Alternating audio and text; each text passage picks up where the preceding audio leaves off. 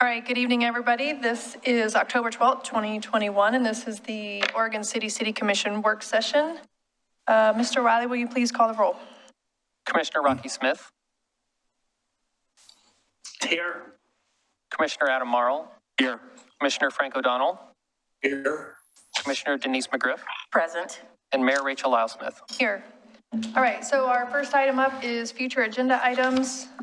Mr. Conkle, do you have anything for us on this item? No, unless there's any questions about what we have proposed for November and December. For the November 9th, the appointment process to boards and committees, is that just reviewing with the commission the email that we're about to send out, or what? No, that was in response to Commissioner Marl's request to put this on the work session to review what the charter says, what our municipal code says, and have a discussion about the appointment process as it currently done by the city. Sure. Okay, so the first two items on there are essentially about the charter. Correct. Okay. Potentially, yes. And potential charter revisions, whatever we want to do after that. Yep. Okay. And the third item is related to one of the commission goals, which was to review system development charges and fees for utilities. Commissioner O'Donnell. Just a quick question. At what point are we going to review the City of Oregon City's relationship with the Willamette Falls Trust? It seems like it would be a very, not an extended conversation, but something that we could put to rest.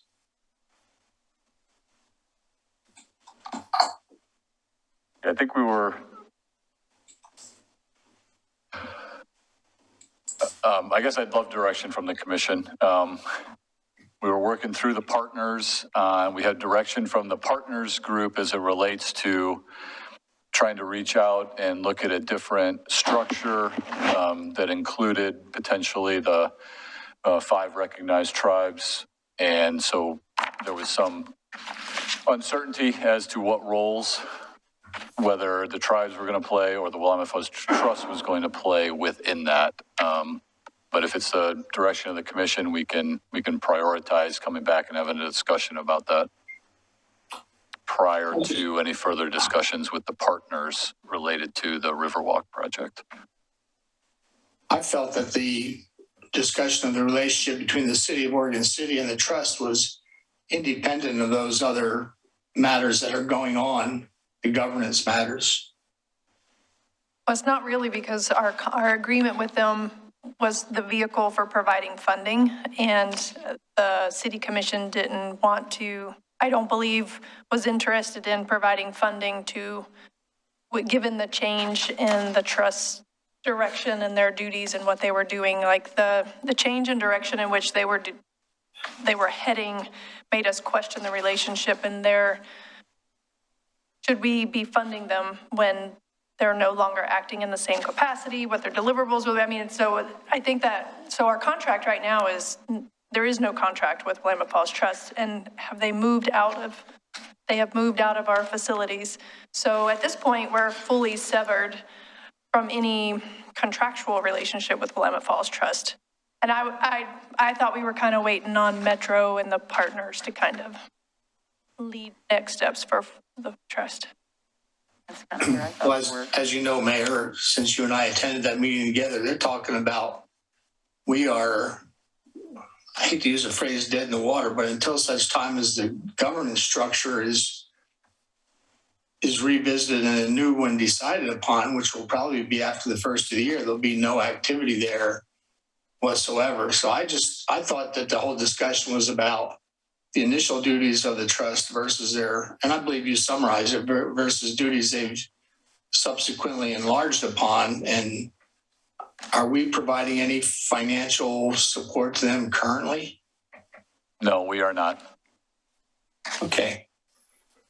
I'll leave it up to my fellow commissioners and others who, if they care to comment, but I was just curious because it just sort of disappeared, and I wanted to see when we revisit it. Thanks. I think when we had put this on, there was the potential to renew the contract because of the discussions at the partners group and where we're currently at, that has taken us past the contract timeline. And so we're leaving it on there. I'm not sure what's going to come out of the partners' discussions and if there's going to be a desire to re-engage at some further point, but at this time we're not. So I don't know what, I don't have a deliverable or a contract to discuss at this point. Okay. My other question is our relationship with the HRB. If my fellow commissioners feel we should have a work session with them, some of the things we seem to encounter have their origin in decisions with the HRB, and maybe a joint meeting of our relative duties and how we're carrying them out. But again, I'll leave that decision to my fellow commissioners. It's just something I see that we find ourselves in a position of having to review decisions, and some of which appear arbitrary and outside the scope of what is defined under the HRB rules. Thanks. Margaret? Not only with the Historic Review Board, but I think we had been cycling through each of the committees that we have to meet with them jointly. We've done the Planning Commission probably more than any of the others because of what they do. But I wouldn't be opposed to having a follow-up work session with the Historic Review Board. I think the last time we did it was in 2019. And then we did natural resources, we had PRAC, we had planning, traffic advisory. Eventually, when they get started, we'll have one with the Arts Commission, which will be kind of exciting. I'm looking forward to that. And I think if we can get some of these groups scheduled to meet with us, that would be fantastic. Well, do you, Commissioner McGriff or Commissioner O'Donnell, have any suggestions for agenda topics for that? Or with meeting? HRB? Mm-hmm. I think basically just, I would say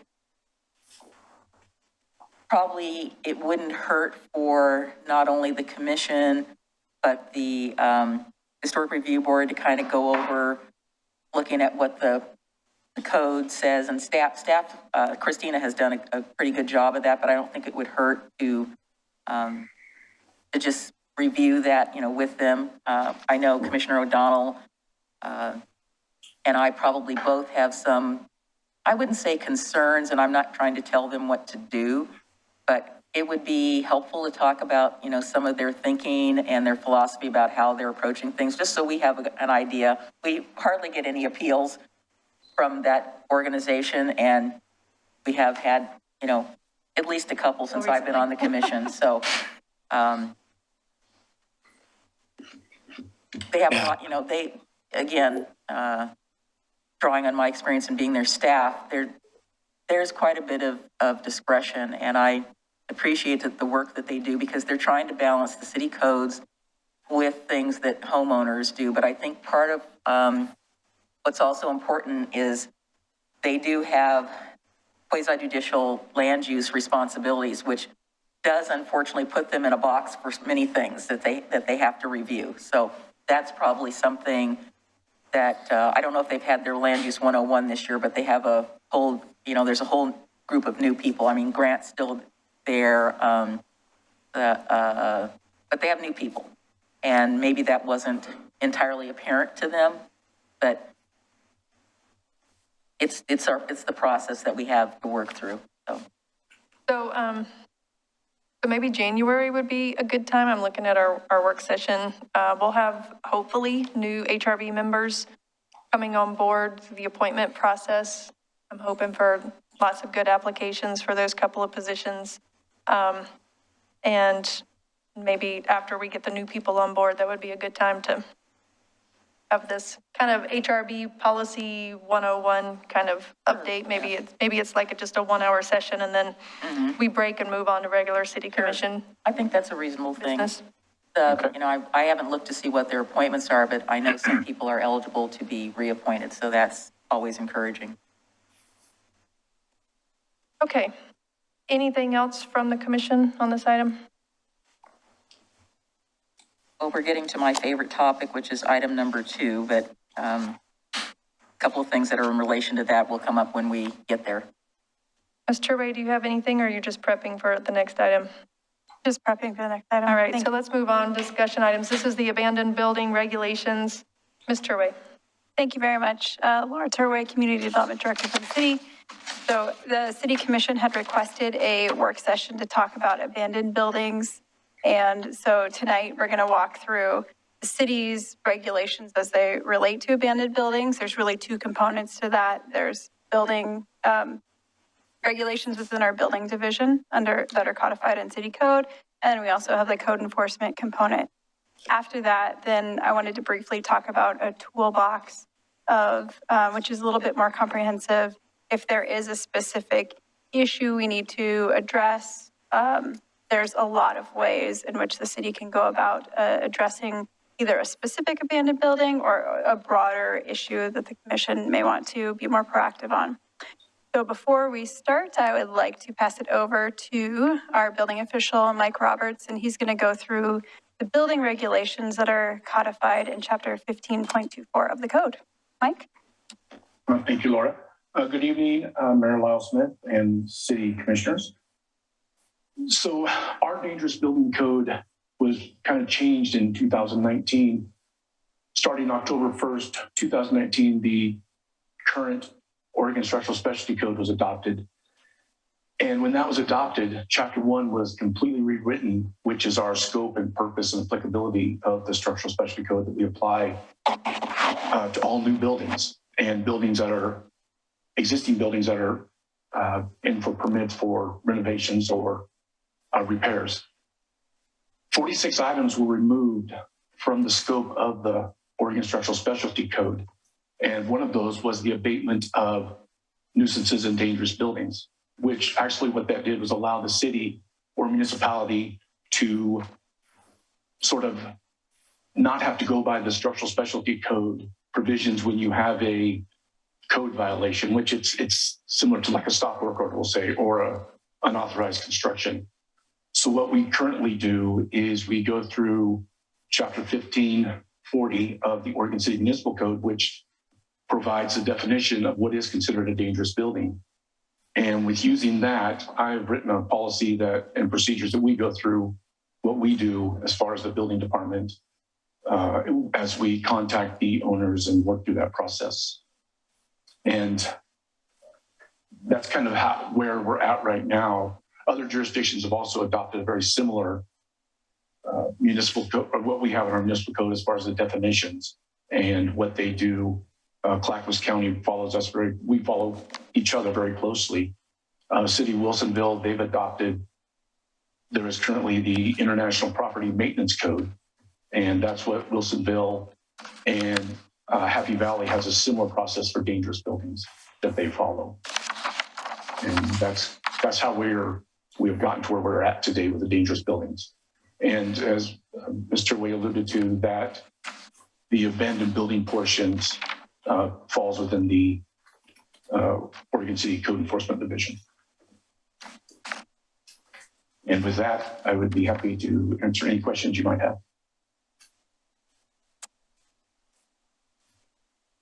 Griff?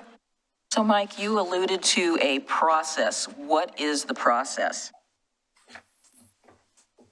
So for our policy or process on dangerous buildings, what we do is if we have a call come in or a complaint that alerts us to it, if it's not self-initiated, sometimes it does happen. If there's a fire, as there was recently, I would like to use that, but we're not able to use that one yet because we've not been able to have access to the building to be able to take our photos and document the damage to the building. So what we do is once we are aware of a potential dangerous building, we first request access to the building. We notify the owner. If we're allowed to go in, then we'll go in and we'll document what we see. And then we will talk to the owner about abatement of it. Abatement can be anything from apply for permits, if permits are required, get those permits, and then make those repairs, get the inspections, and abate that issue. If they're uncooperative and it has been declared a dangerous building, we will post the building as dangerous, not allowed to be occupied.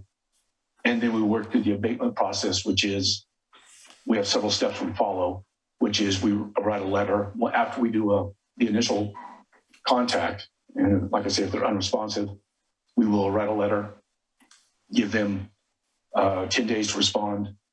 And then we give them another 10 days, we'll write another letter, give them another 10 days. And we get to the point to where if we're not having any response whatsoever, then we turn it over to code enforcement for a notice of violation, which in essence being they're issued a court date. And then we work through the municipal courts to abate the process that way. Before I was here, actually, there was a couple of buildings that actually went through the abatement process, and the judge ordered them to be demolished. They were that bad, and the owner was unwilling to repair them. Did you say the owners did not want to repair them? Is that what you said? Correct. The owners did not. And so at that point, the judge ordered them to be demolished. Do we have any options to abate it ourselves if they don't get with the program, so to speak? Not that I'm not aware of any that we have currently, and I've actually never heard of the city going in and doing that to private property. Okay, well, I know that there's some code compliance things where we've asked them to clean up property, and if they don't clean it up, we go clean it up, and then we lien the property, and et cetera, et cetera. So that's kind of what I was trying to figure out. Understand that, and that is more on the code enforcement side. That would be under Ryan Kearney authority, not mine. That is something we do, Commissioner McGriff, and you pretty much hit it. There's a line item for that every year, and there's a variety of properties. Sometimes it takes forever for us to get our money back, but we have a number of properties for that purpose. So is there a process by which code enforcement, code compliance, and building are working on parallel tracks so that it can speed up the process? So let me get at why I asked for this to be on the agenda. It seems to me that, and this is my frustration, not only with my first frustration, but frustration with members of the community. Buildings sit around and they sit around and they sit around. It should be more than obvious that an individual should not have to be calling in, because we all drive around the city all day long, and so does the city staff. These things need to be abated. It just takes forever, and they sit there and sit there and sit there, and they're deteriorated, and they don't provide any benefit, I think, to the community. They're eyesores, they're nuisances, they attract other things. You know, the one on 7th Street that I've been concerned about for years now is into the broken window stage, and you know about the broken window theory. So if there's a broken window, then there's another broken window, then there's graffiti, and it just sort of keeps compounding one thing after the other. And it's not providing, again, any positive benefit to the community, and it just makes Oregon City look terrible. And, you know, as I drove up Malala again today, I remembered, you know, that we had that call about the building on Beverly. I thought, oh, another one. So I don't know what the heck is going on, but we seem to have things being caught on fire here more than, seems to me, than ever did since I've lived here. So now that's 2 buildings, both on Malala, that have had fires in them. One of them has been breached several times by unauthorized individuals, if I may classify that. It doesn't seem to get boarded back up, but that's just one of several that are all over this community. And I would just like to see us go through the process, whatever the process we have, but I think we need to be more assertive and more aggressive and get these things, you know, either fix it or it's gone. So comments, last questions. So there are, so what Mike was sort of talking about is dangerous buildings that present themselves, whether it's through a fire or sometimes there will be people living in an abandoned space. And so we'll get involved in that way. Now, there are a number of houses that come up that they're unoccupied. And there was one recently off of Division where we could tell that somebody was probably squatting there. And so through code, there were a bunch of complaints from the neighbors. We reached out to the property owner, remedied the situation fairly quickly. that does take place. What I'm hearing from you, and I don't know if I am understanding your concern, Laura and I have talked about this a little bit, is there are buildings that are simply unoccupied that may not necessarily be things that we're getting called on, but they're clearly, like the building that you're talking about that has just been empty and nobody's been in it, yet it's not really netting any calls. It might be considered by some an eyesore. Is that what you're talking about addressing, is a place like that? Well, not only eyesores, but they haven't been occupied, they're abandoned. There's nothing going on. There appears to be no interest by whoever owns it to do anything with it other than deteriorate. So, I mean, it kind of covers a whole range of things, because I'm looking at section 4 here, talks about any portion been damaged by, X, Y, and Z. I don't know if the building is structurally unsound, but it's, in my opinion, it's been abandoned, and it's been abandoned for probably 10 years. So either, I'd like them to either do something with it or just take it down, because it's not contributing anything to the community whatsoever. And it happens to be on one of our main commercial corridors, which, again, like I said, nothing's happened with it. That's just one in particular. If I could, there is several on Moala that we've recently had permits taken out on. And we do have one that the applicant actually is in code enforcement. And there had been a fire there several years ago, and squatters had been chased out, and then they came back and then chased out again, even though it was posted with a dangerous building, they still getting in. And there was a court hearing on it, and he was ordered to get a demolition permit. And I believe today was the deadline. He did attempt to make an application today, but he didn't have all the information correct.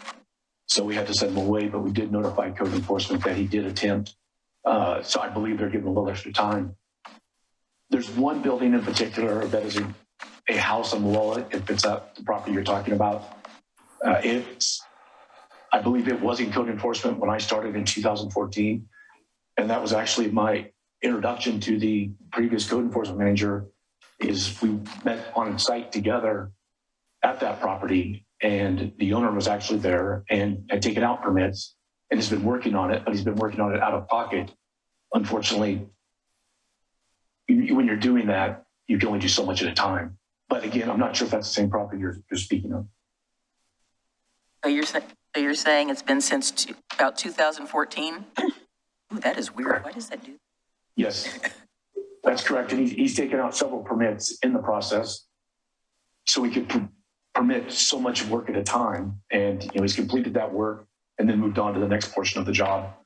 And then again, permitted it and kept going and kept going. Well, Mr. Roberts, I don't know if this is a value judgment, but 17 years seems like a heck of a long time for a building to be under construction and having something done to it so that it can be improved. I just don't know what to say about that. Commissioner O'Donnell. Well, first, I'd like to thank Mike Roberts for joining us. I've had a number of times where I've joined with him in citizen business, and he's been exemplary and helpful in every time, and I hold him in the highest regard. So thank you, sir. Oh, thank you. In addition to that, I've looked at the codes, and I think the structural integrity piece is pretty sound by and large. Yeah, I've got a problematical house near me. It's been vacant for probably 5 years. The roof was essentially gone. It was a blue tarp roof. The place probably rotted. I think the trusses are probably structurally it's unsound. There was difficulties determining ownership. And it's been unoccupied for 5 years. So what do we do about that? There's been complaints on the grass, and these are more code complaints, not structural complaints. And I know from firsthand experience that code has these nuisance factors in there that if a place is an ongoing nuisance, the city can actually place a lien against it. But that's a different arena than what Mr. Roberts deals with. I do think I like some of the things I saw with Wilsonville and Happy Valley. I like that registration of abandoned buildings piece. I thought that could be very helpful to us. It's a difficult situation. I mean, this house that near me, it contributes nothing but, it might be a breeding ground for vermin, and what do you do about it? So I think the part I like is the registration of ownership, because I know how much difficulty code went through just to find out who owned the darn thing. So that's just an overview. If you look at the structural components, those many considerations, and they're pretty sound. I mean, they're pretty straightforward to determine, but the code piece is, I think, needs some more work. Enough from me. Thanks. If I could back up, and thank you, Commissioner O'Donnell, for those kind words. I appreciate that very much. If I could back up to Commissioner McGriff's, I believe she made a comment about code enforcement and building division working together. We do collaborate quite a bit on certain properties. Code will go out there and start the case, and they'll go as far as they can with their process, and then they involve us. They can be the complainant as well. And if they do make a complaint, then we will go out and we have to go through our process and give them the opportunities, all opportunities that are afforded to them to abate the issue. And I know sometimes I'm not disagreeing on the 17 years or anything like that. I'm just saying that sometimes that process can take a while as we're negotiating with the property owner on what needs to be done and then the steps to go about doing that.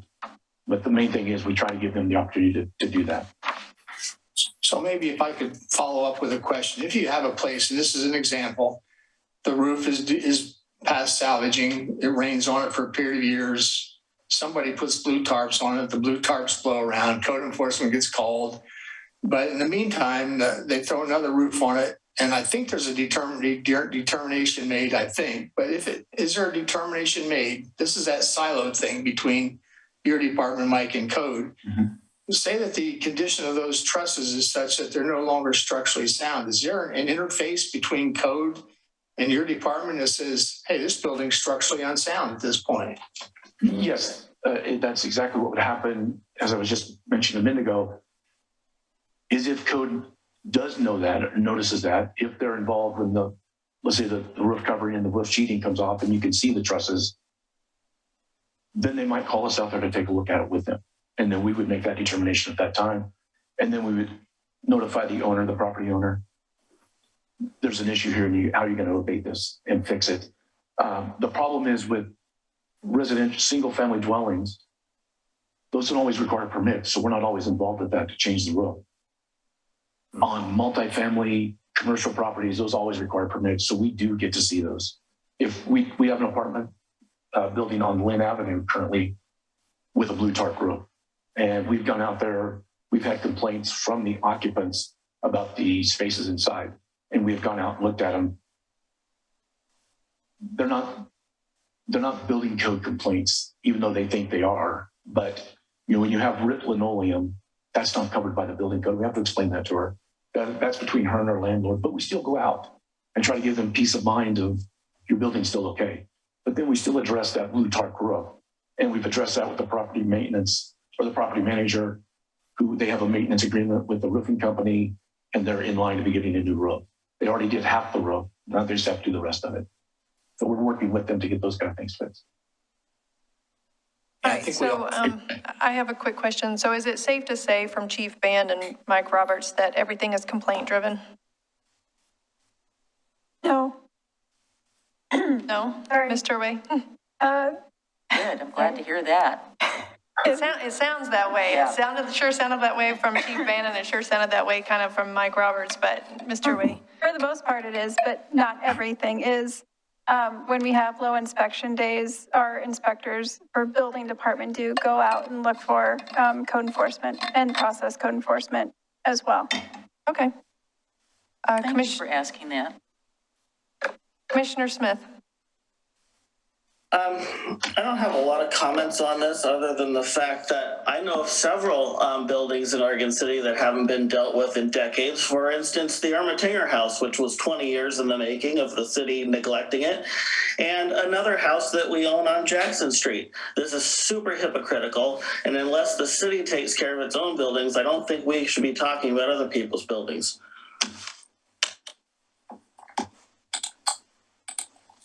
Anything else, Commissioner Marl? Anything? I will just add that I would be interested in looking at the Happy Valley model with the registration fee. I think that, just looking at the tools in the toolbox, I would be open to having that conversation. Would you like me to summarize the tools in the toolbox? Let me get to Commissioner O'Donnell real quick. I would certainly agree with Commissioner Marl. I thought there were some very good practices on both of those cities. I do feel, I remember the blue tarp thing, and it was complaint initiated after blue tarp pieces were blowing all over the neighborhood. So it wasn't an observation by code and an action. So I think, that's a whole other discussion about how code compliance works versus self-initiated versus complaint initiated, and we'll save that for another day. Thanks. Okay, Ms. Turway. All right, so, excuse me, to summarize, the building department looks at if a building is safe. Is it going to fall in the street, in the public right-of-way? Is it structurally sound?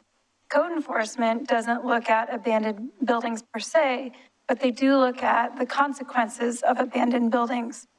Is there noxious vegetation? Is there graffiti? Is there broken windows or doors, solid waste, abandoned buildings? So part of the question that the commission has rightly been grappling with is, that is our maintenance code for the city.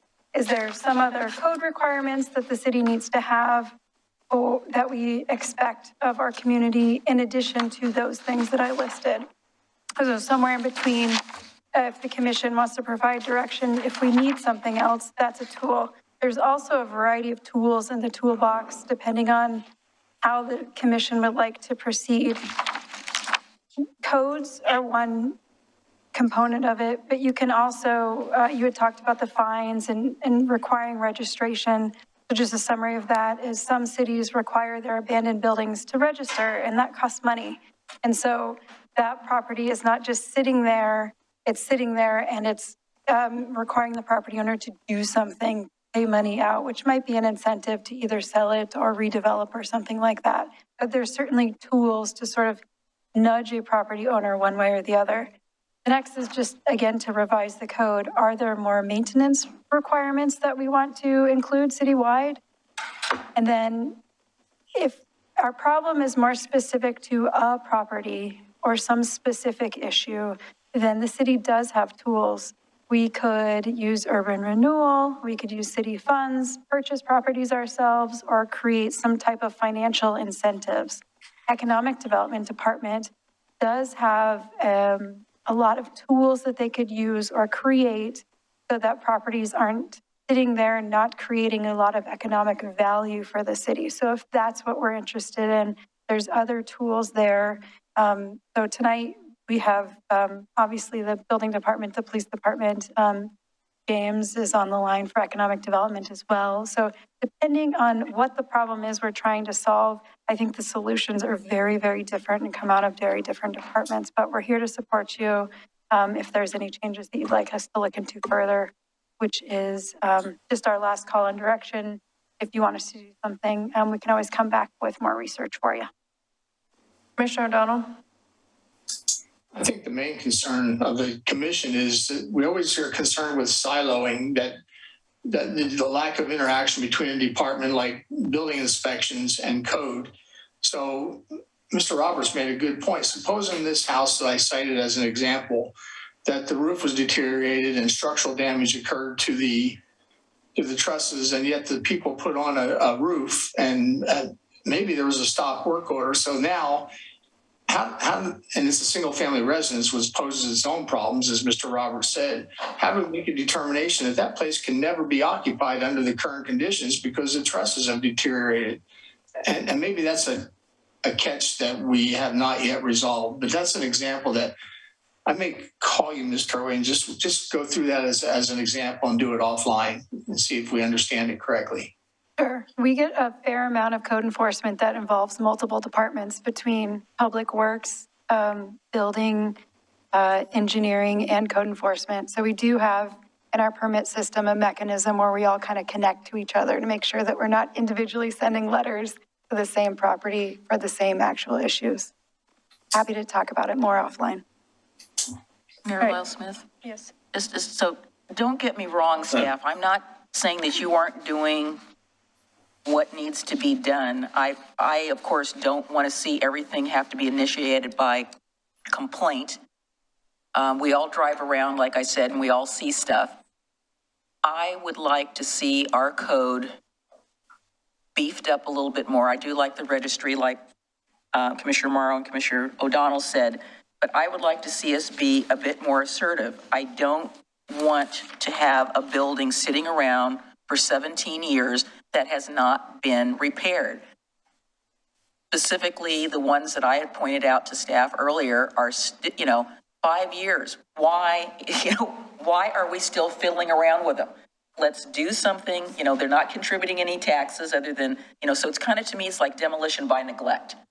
I don't necessarily support demolition, but when it's abandoned, burnt, whatever, and we don't see, and again, I understand about insurance. As you know, I'm still dealing with my own insurance stuff with the tree falling on my house, and it's now October, and that happened in February, so that process goes slowly. I get that.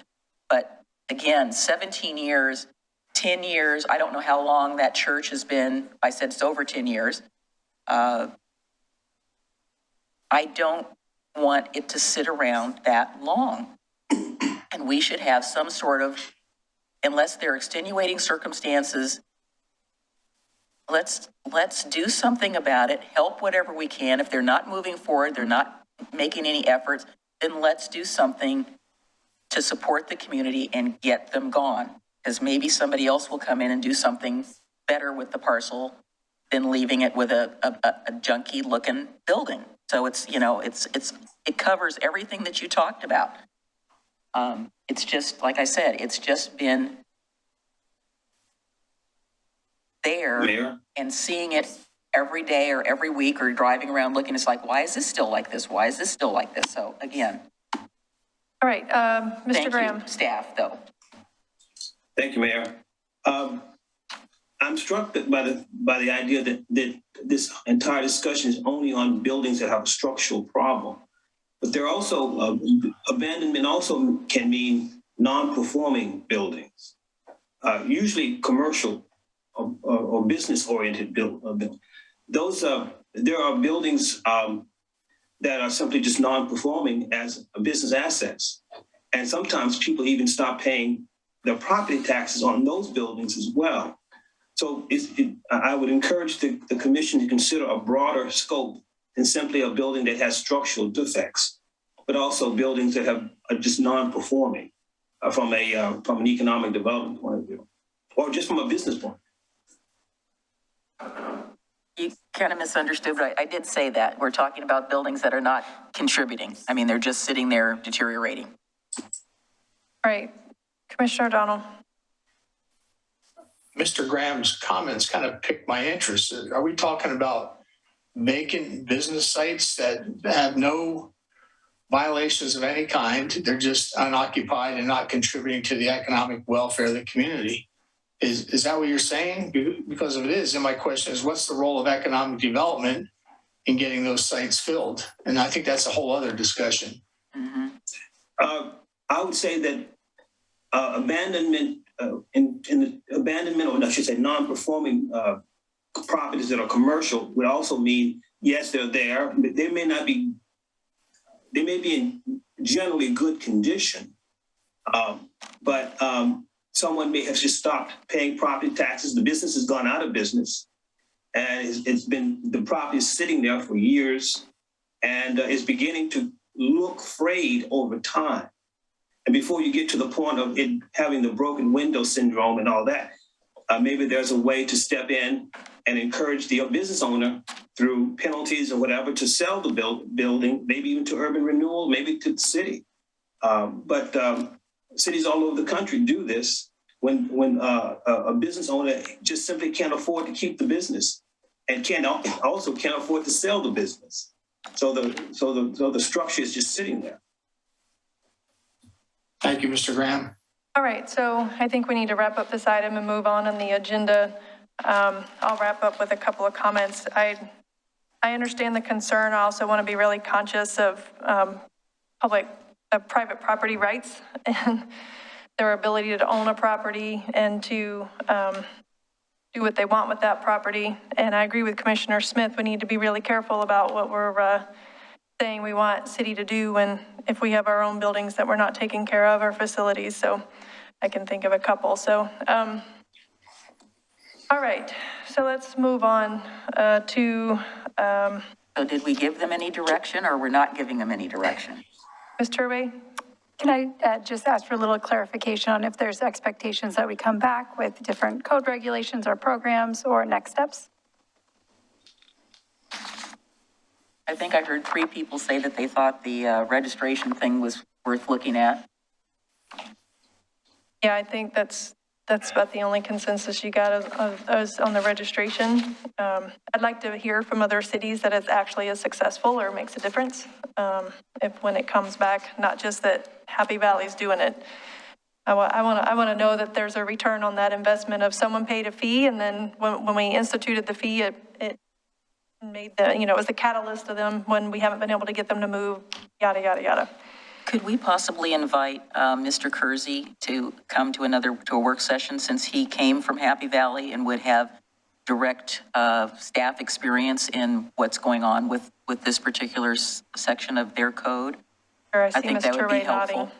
Yeah. Okay. Do you need anything else? Thank you, Mike. Thank you. Thank you. All right. Thank you, Mr. Roberts. Thank you. Thank you, Ms. Turvey. All right. Thank you, Mayor. I appreciate it. I just don't want to come back here next year at the same time and all of those buildings are still in the same condition that they're in right now. I don't think there's any guarantee that's going to change. I but, understand. All right, homeless strategy. Chief Ban. Good evening, Mayor and Commission. I'm going to do just a really quick review, sort of just to why we're talking about this and sort of catch up again about this goal conversation. I do want to sort of acknowledge, if you don't know there's a lot of people here, our stakeholders from Father's Heart, Love One, the DA's office, the coalition, a lot of people who really care about homelessness are here listening, interested, and a lot of talent in the room in terms of our joint effort to do our best to meet the challenges of the homeless problems that that exist in the city. So if you remember, our survey overwhelmingly talked from the community about this being a priority for them, is what is the city doing and wanting the city to address the growing homeless problem that people have seen in our community. And so there was sort of two parts to that. And one of the things that we felt important was sort of solidifying. We've never really done it formally. There's been a lot of movement and a lot of where we started and where we are now as a city in terms of addressing homelessness. We've come a long way. But we've never really formally talked about what are we as a city. I like to explain it as what lanes are we going to travel in and what lanes are we going to stay out of. And we've never really talked about that. And so formalizing that, we already have most of this in a rough form to put on our website. I think one of the things I've found is people who will call and complain about something they see, and their question is, the city's not doing anything. What are you going to do? Why aren't you doing anything? When we have a little bit of a conversation about what we're actually doing, it doesn't change what they're seeing, but it changes how they feel about what they're seeing. And they feel a lot better knowing that there is something going on. And so part of this is formalizing what it is that we as a city are doing, and then what is it that we may want to do. And then we're going to be communicating that to the public.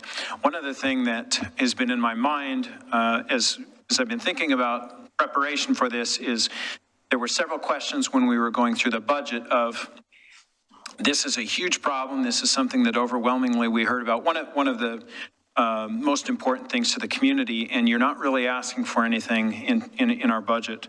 And so there's some things we're going to talk about in here, some opportunities,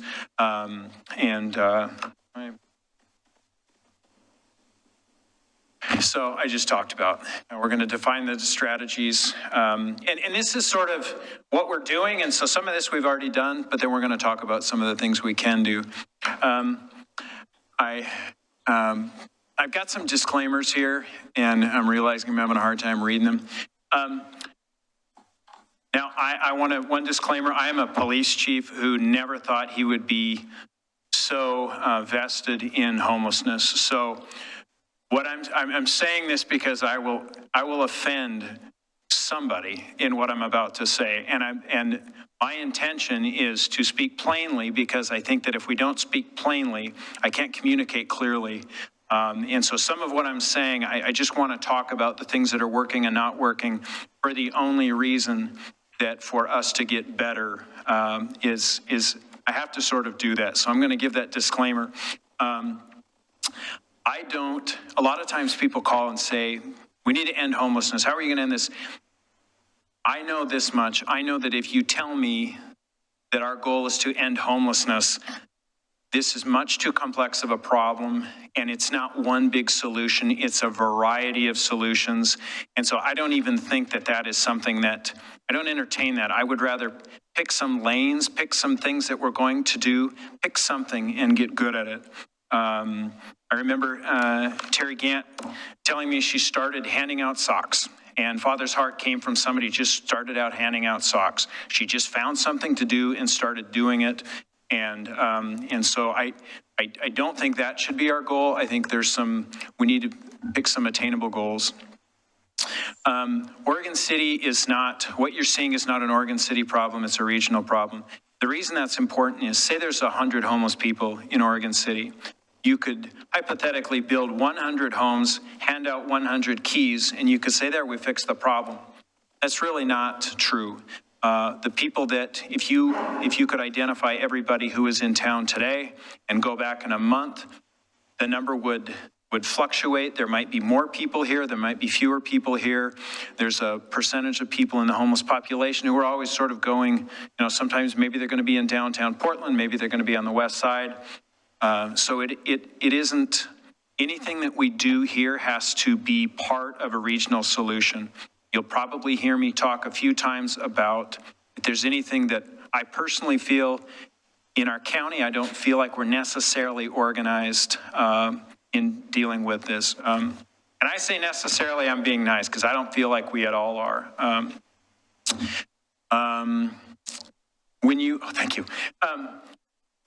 When you say homeless person, people think that a homeless person is the same thing. A homeless person is a woman, a man, a child, somebody with mental health issues, someone without mental health issues. I remember one time we were organizing a cleanup down at Father's Heart, and I heard from 4 or 5 homeless people who were there to help us clean up how furious they get with people who are homeless who make messes, because it makes it harder on them. So homeless folks are as diverse as everybody else, all with unique needs and desires. Another thing that is, we look at behaviors, and I always use this anecdote, because a call that we'll get is, hey, there's a homeless guy on a bench. Well, if my grandmother or my daughter were sitting on the bench asleep, you wouldn't call, say, hey, get that granny off the bench. So why are you saying that this guy's your perception that he's homeless? So why would I go kick him off a bench when I'm not going to kick anybody else off? They have just as much rights to fall asleep on a bench as anybody else. So we have this in the back of our mind about dealing with behaviors and not discriminating against people because they're homeless. I've already talked about not being an expert. I have noticed that in the number of years that we've been dealing with homelessness, like a lot of people in this city, I thought, well, we just got to arrest our way out of this problem. We're seeing more people, more arrests, we'll get them out of town. And that was just ignorant. It was just flawed thinking, and we've come a long way since then. I think as a community we have, citizens have, and certainly there's a lot of people in this room who've also stepped up to the plate.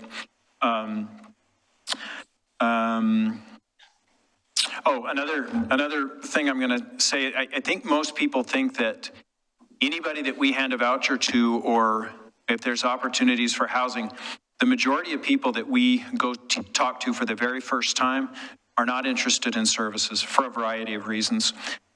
Those I won't even go into them all, but it is much more difficult than just saying, hey, here's a voucher. It comes through relationships and time and building trust. And I won't go into all that, but that is important for people to understand. All right, so when I talk about lanes, there's when I say community, there we are, there's people who live in homes here, there's businesses here, there are city services here. One of the lanes is when people call up and they see somebody who's homeless or something has happened that maybe they're afraid of or a behavior that they don't like. This is a lane in my way of thinking. This is what we do for people who are calling from that perspective. Everybody knows our homeless outreach officer program has been very successful in a variety of ways. Behavioral health specialist. One of the things that Val is getting ready to do or just did is she did or was about to, I can't remember, but even with our business community about how to talk to different people in crisis.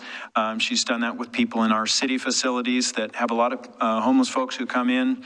Maybe they need to connect with family on the internet at the library or the shower at the pool, senior center.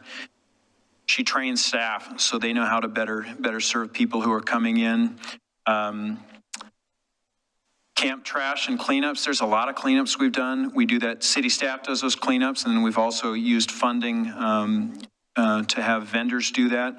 That's complicated. It's not just, it's posting, and then it's holding on to property for a period of time by law, but to give people time to either come pick up their property or some things end up getting disposed of. Coordination with stakeholders. One of the things that we got a lot of calls about that might be fresh in your memory was under 205 on 99. There were people erecting with wood and building, I don't know what you'd even call them, structures down underneath there. So that took us a long time to work with ODOT to get that area sort of fixed. We work with Metro a lot. Father's Heart is probably one of the stakeholders that we work closest with, and LEAD, which I will talk more about later.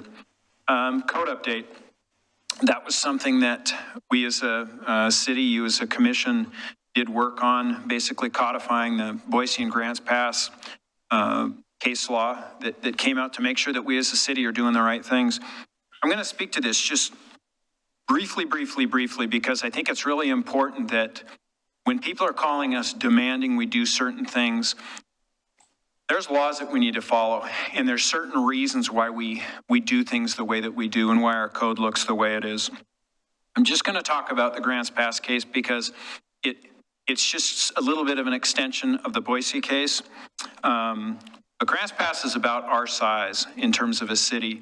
The interesting thing about Grants Pass is it's more of an island than we are. We're in a Portland metro area.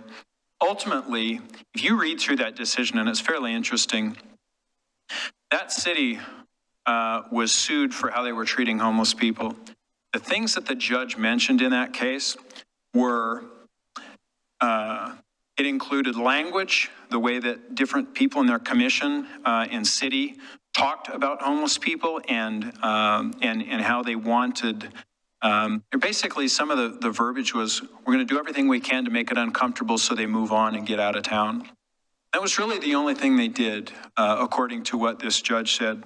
And I'm just going to read one sentence. The judge said, kind of paraphrasing, the government cannot criminalize indigent homeless people for sleeping outdoors on public property on the false premise that they had a choice in the matter.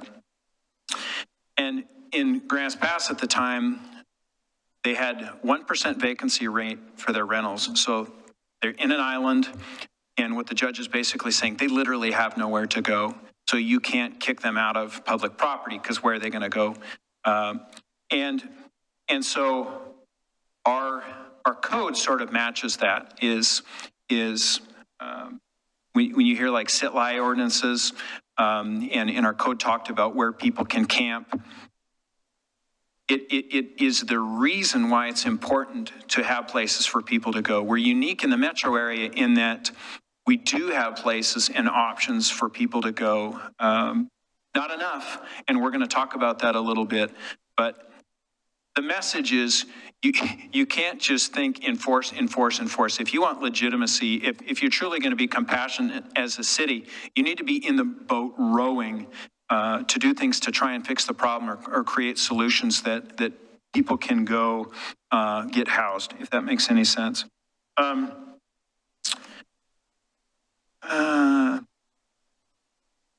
Porta potty program, that's been discontinued. That is still a problem that needs solving. We had gotten porta potties, and in a nutshell, the vendor that we had used eventually doubled their rate, and then later just refused to service the porta potties that we had anymore. And it was just because of it was a problem. There was from sleeping bags being shoved down in the holes and a variety of things like that. And then when we tried to do a RFQ to get somebody else to come do it, you could basically tell they didn't want to do it either. It would have been limiting to even, it just is no longer an option. But that is still a problem that needs solving. We'll back up. Okay, so now this lane is what are we doing to help homeless people?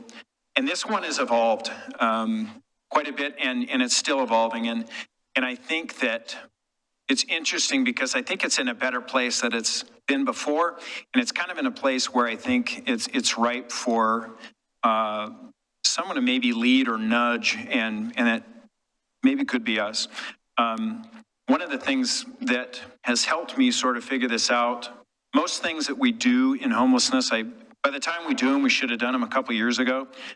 We started facilitating a monthly meeting, and quite honestly, it's most of the people in this room. We have everybody from the city, different city departments who are dealing with issues related to homelessness. We've got the DA's office there, people from the LEAD program, housing, Father's Heart, Love One. We got a lot of people there, and we have people from other cities just came in and sat on this, and it's kind of everybody who's boots on the ground. Most of those are 501c3s doing work, and it's sort of a coordination meeting. In terms of housing, there's our homeless outreach officer works with Kevin Dahlgren, who I'll talk about later. Kevin Dahlgren is a consultant that we pay, I think, about $20,000 a year for his services. He works full-time for Gresham, and he had worked in Portland for about 20 years. Kevin is a really good resource for us in terms of shelters. He's got access for us to getting people into Bobby Lakes Hope Center. It's a great program. Look it up. I won't go into all of it, but you can't just drop people off there. There's a vetting process, and they really take in people who are really ready to make a change. And then there's a women's shelter that he's pretty good at getting us into. Behavioral health, obviously a lot of the people that we deal with, but certainly not all of them have behavioral health issues. And so having Val around to help us navigate those is really helpful. Some of the stories, we've got people who it's taken 1 to 2 years to get them where they finally need to be. And having Val there to talk as a clinician to other hospitals. There was a guy, a veteran that we recently was a big problem. Mental health issues. I won't go into the whole thing, but if we didn't have Val on board, I don't know how we would have gotten this guy where he was ultimately in a 6-month program in the VA. And that was it was already violent and it was going in a really bad direction. And so having Val around working for us has been really helpful. I'm going to talk about LEAD a little bit. So law enforcement assisted diversion and LEAD is, so I'm going to butcher this. Well, let me talk about community court first. So there are a number of people that we end up dealing with criminally because there's no other way to deal with them. And so if somebody's having mental health issues or if there's something that is leading to their homelessness, and we end up having to arrest them because we have to fix a problem. They Now, technically, they've committed a crime, but they don't necessarily need to get sentenced to jail. They need to get sentenced to working with the mental health provider through the county to get the services they need, right? We just want to fix the problem. And so we divert a lot of things from the criminal justice system in cooperation with the DA's office. What LEAD does is they work with people who are in that program to provide accountability. To get what is the real root cause here? Is this an addiction issue? Is this a mental health issue? How do we get them what they really need to change their behavior looking forward? And that could be a much longer conversation. And then I already talked about Kevin Dahlgren. So can you move that little window? Okay. So if you understand what I just went through, one lane is how we're helping the community who has homes and businesses here. The other lane is homeless people who are here. And this housing piece is going to make a little more sense when I talk about this right here. This is sort of what I see going on right now, why I think that we're kind of at an opportunity place. So the two things I already talked about, we're already funding. Those are things we're doing. We've been successful doing those. What's going on right now is, as you know, there's a Metro bond that was passed. And we also had the fires.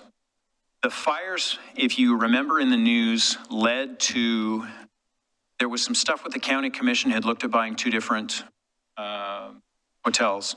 One was in Estacada, I believe, and there was another one up off 82nd or somewhere in the Milwaukee area, I believe. And they didn't end up buying those. What they have been using some of that money for is putting people in short-term or temporary housing, so up to 6 months, putting them in hotel rooms. And so they get somebody in a hotel room.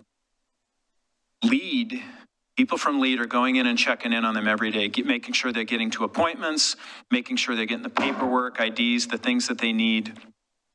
Basically, it's preparation for long-term housing. These are hotel rooms that are paid by FEMA money, and that money's going away. So in these meetings, when I hear about these beds maybe going away, I started thinking, well, maybe we as a city could buy 5 or 6 of these beds to support this program, because this is working. And what I learned is this is going away. The county's not going to keep supporting this. So even if we were to try and support a little bit, it just didn't seem very sustainable. What they're paying right now is about $40,000 per bed. Seems very expensive, but it worked out to just under $110 a night for these hotel rooms.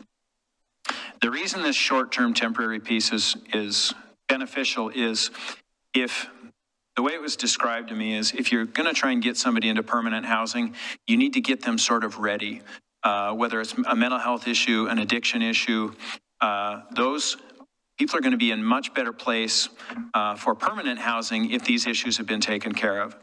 So what that could look like in a negative sense if you weren't doing that is if you take somebody off the street with an addiction issue who is thinking like somebody who's maybe not had a home for a number of years, and you put them into, say, an apartment complex and you give them rent assistance, they're still really thinking like a homeless person.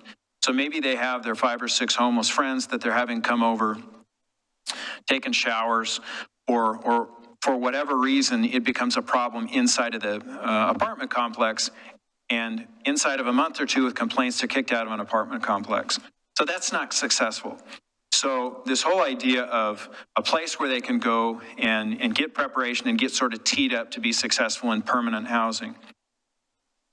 My understanding from talking to Clackamas County staff is I think that the county's idea is to really go all toward funding permanent housing and not really focused on the short-term piece. And I think, well, I talked to Sonia Fisher about this a little bit because she this is a pretty important thing to her. She agrees that the short-term housing piece is really important. I don't think right now there's a conversation going on with the county commission about this. I've talked to their staff about the importance for us as a community to make sure that this Metro bond money, some of it's going toward the short-term piece. And I think that we're in a place right now where we could maybe lean into that conversation with them. It's a much longer conversation. So opportunities. I think that temporary housing piece is an opportunity in terms of something else that we could do. Maybe we shouldn't do it. I don't know. The lane of housing is very expensive. Could we build short-term housing? I don't know if we have the money for that. That would be a very, very big lift, a very complicated lift. Talking to the county commission about this, though, I think that could be something that would be good for us to maybe partner with them or reach out to them about the short-term housing and the importance of it. One place where I think we could lean into temporary housing a little bit is helping fund some of these positions, whether it was somebody from LEAD, some more bandwidth, another caseworker, something like that. Father's Heart also has a housing person working inside of their doors now too, working actively on getting people housing. That's an opportunity. And it is, you know, most city government, like Portland, they've got a lot of money between Portland and Multnomah County. I met with the person who heads that up a number of years ago. At the time, they were spending $50 million a year to address homelessness, and it was funded. I think half of it was the city of Portland, half was Multnomah County. And a lot of what they were doing was kind of grants, essentially, as they were working with 501c3s, and they had identified certain priorities, and then they were just managing what were essentially grants. And I think that's still what's going on. So for us as a city, rather than hiring people, just helping fund some of these positions so they had the bandwidth to work with people in our community, I think that would be something that we could maybe find some money for that would really help make a dent. Public restrooms, that's going to be a challenge that we have always heard in the community. I think for a while those restrooms work, especially for people downtown. Another thing, Marty Gant was in here not long ago talking about Father's Heart potentially being in the wrong location, or maybe there could be a better location. Maybe it could be a bigger building. I think there could be opportunities to, you know, Father's Heart does great stuff in terms of providing services. While you have people there getting services, you know, the everyday needs, showers, meal, those sorts of things. If there were more people on site, if there was space to have maybe lead people staff there, or mental health there, or something like that, I think there's some opportunity there, and I think Marty could certainly speak more to some of those opportunities, but I think we could do something there. The last thing I'm going to say, I've talked a lot, and I've just kind of glanced over things, trying not to take too much time, but I think I've been frustrated over time waiting for somebody to take charge in the county, or waiting for somebody to kind of be the first one. And I just don't see anybody doing it. I don't see, and maybe they are and I'm not aware of it. I'm not trying to disparage anybody, but I think that we have more of an issue because it's more concentrated in our city. And so maybe it's on us to kind of begin the conversation. I don't know.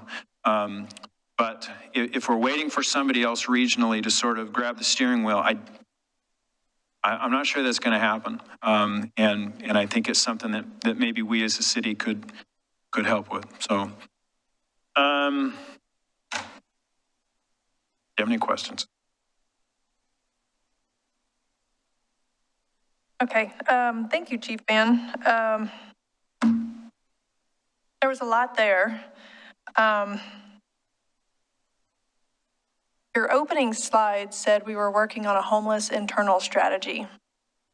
So your presentation talked a lot about what we're currently doing, which is great. You and I have talked about this extensively. This topic is the item that I hear the most about by far. Emails that I'm confident other people don't see, that Chief Ban and I talk about, or I forward them to Chief Ban, and you know, so it is definitely near and dear to my heart. And And, everything from, people reporting tents that pop up that they see and they want to know what to do about them, to businesses who are really struggling with homeless people around their business and causing problems there. But your presentation doesn't actually get to the building of the strategy. So I'm interested in finding out what are the next steps, because I can't imagine that this city commission tonight is going to provide you, with immediate decisions of, hey, we want to do X, Y, and Z. So what is your plan or next steps for building that internal strategy? And is there an opportunity for other community members who have reached out either to me or in our communications that say, I would love to be a part of this conversation about what the community is doing and how we can help? All right, so I'll leave it there. Yeah, so I'm not sure if I failed or succeeded, because you're asking sort of the question that is, I think my intent was sort of to address that very question, because I think our strategy is we are going to provide things to help people in the community, people who have homes here, people who have businesses here, people who are going to city. That would, if we weren't doing anything, and I knew what I know now, I would say we have to do something to address that. One of our strategies would be to provide things to people who are in that lane. We already do that. Another thing I would say is lane number 2, I would call people who are here, who are homeless. We need to come up with some solutions for what we're going to do for those people. And we're already way down that road. And so that most of the things we do are already doing, that's kind of the strategy I'd come up with. I think we're already doing 2 key pieces of what I would call a great strategy for a city that is 100 miles ahead of most cities, even a lot of cities bigger than us.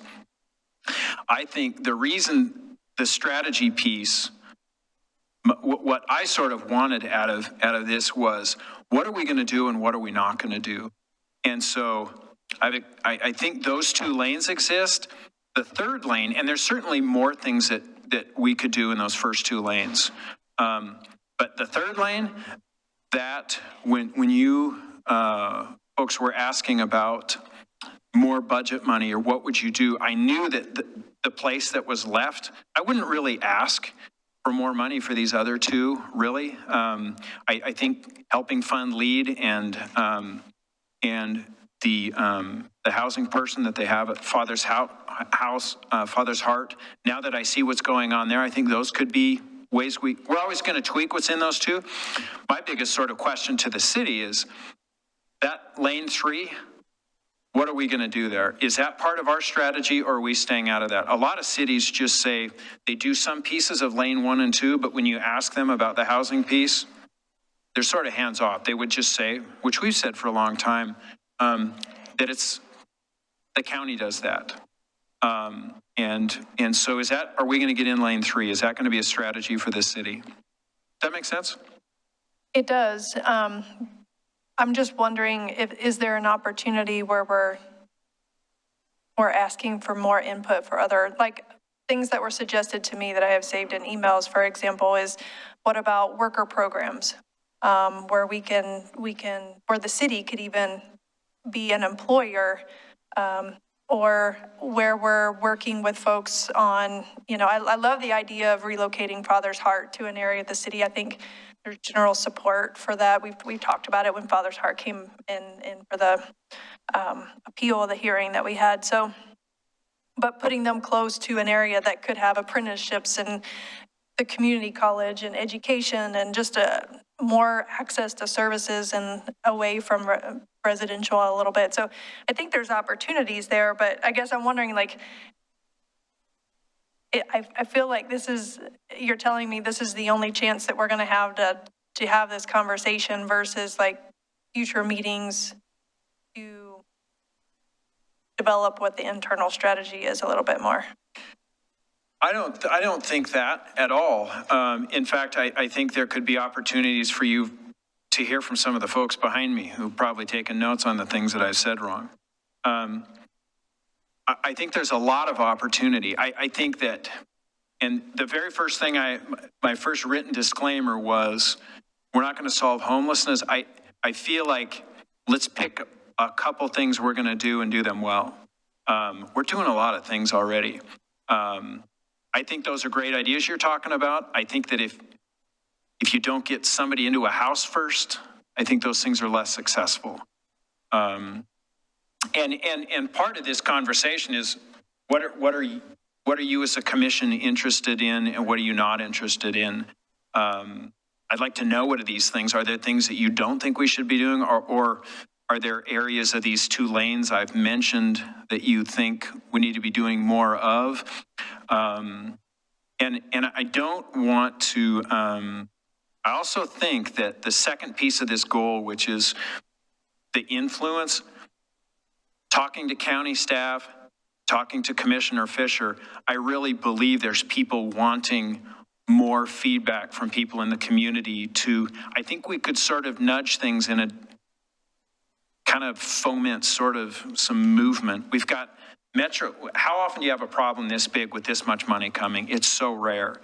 And so even just that piece of leaning in and influencing some of these things, and maybe being the first at some of these things could have a pretty big impact.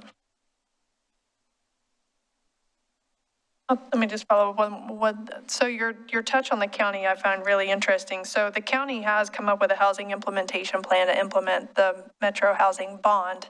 The problem we're running into is revenue from the housing bond and Clackamas County being able to implement it.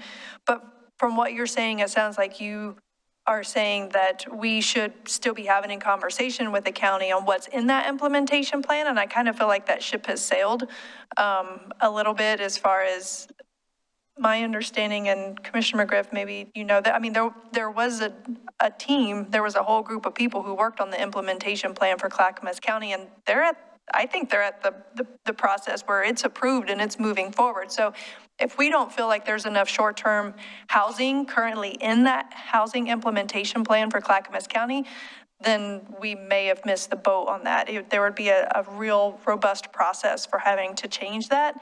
And that's all led by Metro. These housing implementation plans have big oversight committees that are going all the way up to Metro in order to receive the Metro housing dollars. So I don't think that's an easy move if it's moving that needle on the dial, unfortunately, and I'm just being real. Just from what I hear, I can tell you many of the cities have complained to Clackamas County in the coordinating meetings that I've been to that we have not heard enough about the housing implementation plan, about what's in it, about what's going on. The county has been rather silent to an uncomfortable level, to the point where cities are really complaining and saying, you guys are not involving us, you're not giving it. I mean, I would have expected the county to come and give us a presentation about the implementation plan, and, asking for our input and how. And we did ask for a presentation. And so, so those are just my thoughts on the county piece of it. I mean, I'm not saying, I'm totally willing to call several of the county commissioners and talk to them. I have their numbers, happy to do that. There's a letter right now from other mayors trying to circulate to put more pressure on the county, but that's tied up the whole separate conversation. So, can I speak to that for a sec? Yeah. So, and I'm trying to be delicate. When I talked to somebody at the county, I sort of heard, and this is a staff person, I heard kind of what you said, and I heard that the money was all going toward the long term. And then we had a meeting, there was a Metro person here, and as they were headed out, I had a quick conversation and brought this up. And I said, what about the sort of things that are going to help get somebody in the pipeline? Because I know from our experience how hard it is to get somebody in. We've gotten people in after a year and a half and they just pop out again. And the Metro person said, well, that the money from the bond is for that. So I had the county person tell me that the Metro money was not for that. I had the Metro person tell me that that's exactly what the money was. It also included that. So there was this sort of disconnect. And I talked to Commissioner Fisher about that one, and we had a pretty good conversation. I know that I don't think, based on my conversation with her and Vahid Brown, I think the ship's gonna leave the dock soon, but I got pretty strong nudges from both of them that almost,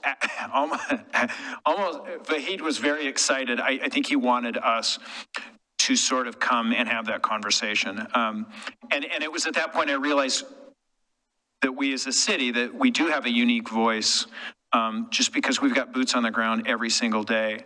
And I think a lot of times certainly with homelessness, the people, everything I'm telling you about the short term and this long term, I don't do any of this. I don't know anything about it.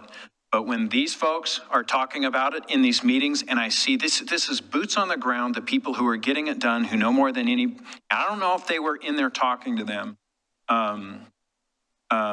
So I don't, maybe it is sailed. I get a sense it might not have.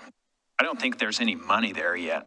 There is no money there yet. So that's the other issue is the complaint and but I don't want to get into that. I can report on that later in communications.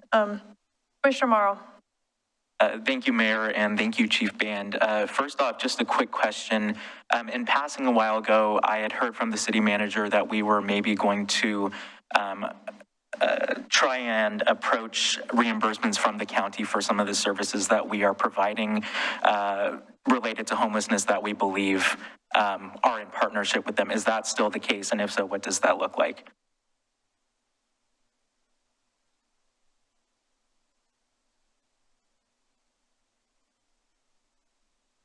They're looking at each other blankly. Some initial discussions about the ability, since we do have a homeless liaison officer, we do have providing mental health, through Val, would that be something that we are providing at the local level that should be considered, as potentially either receiving grant funding associated with that, and redirecting those funds to local jurisdictions that are taking on what is a county function?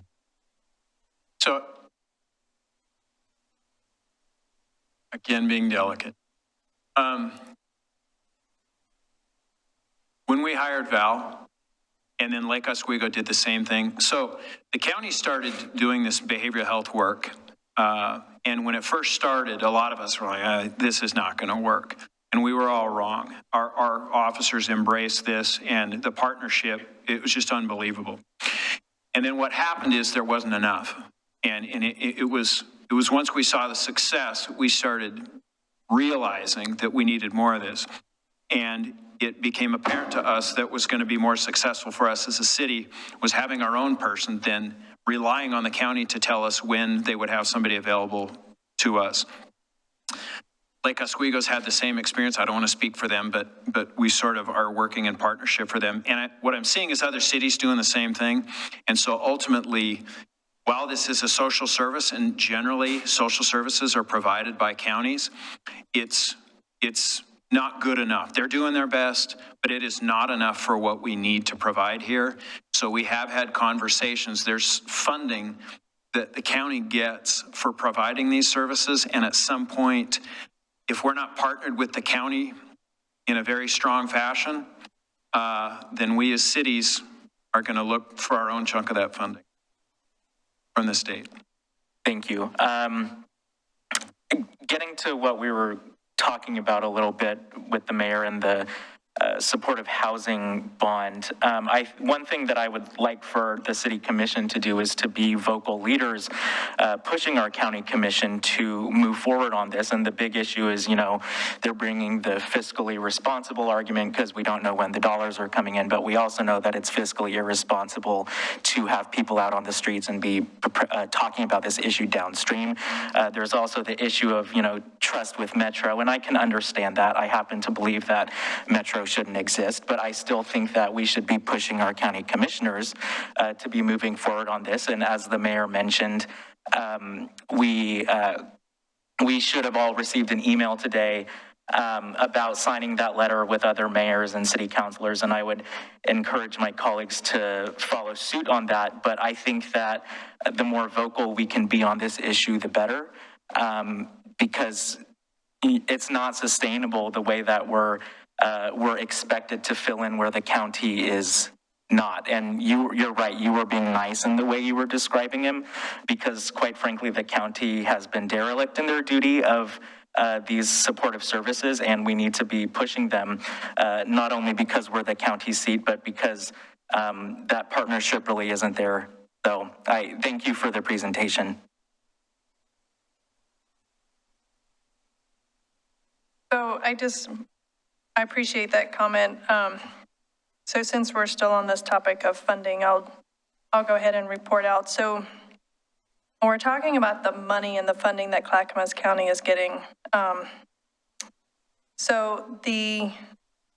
looking down because I'm reading my notes. So essentially the county was told they were going to get millions of dollars. In fact, they were told they were going to get $24 million at the start of the summer coming from the Metro bond.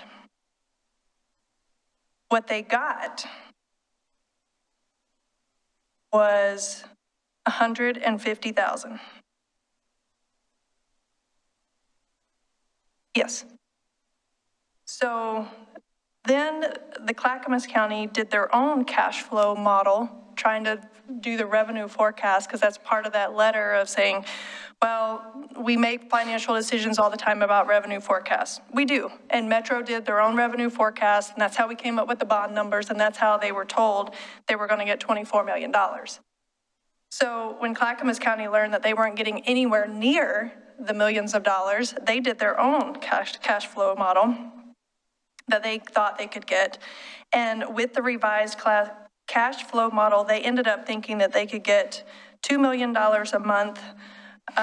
So that even on a revised cash flow, much smaller number, and at the same time, Metro has only collected $400,000. Now, granted, this was back in late August.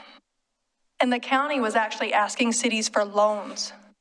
They were asking us for loans of money that they could then pay back. If we were so confident in these revenue cash flow models, county turned back to the cities and said, if you guys are so confident that all this money is going to come in, loan us some money.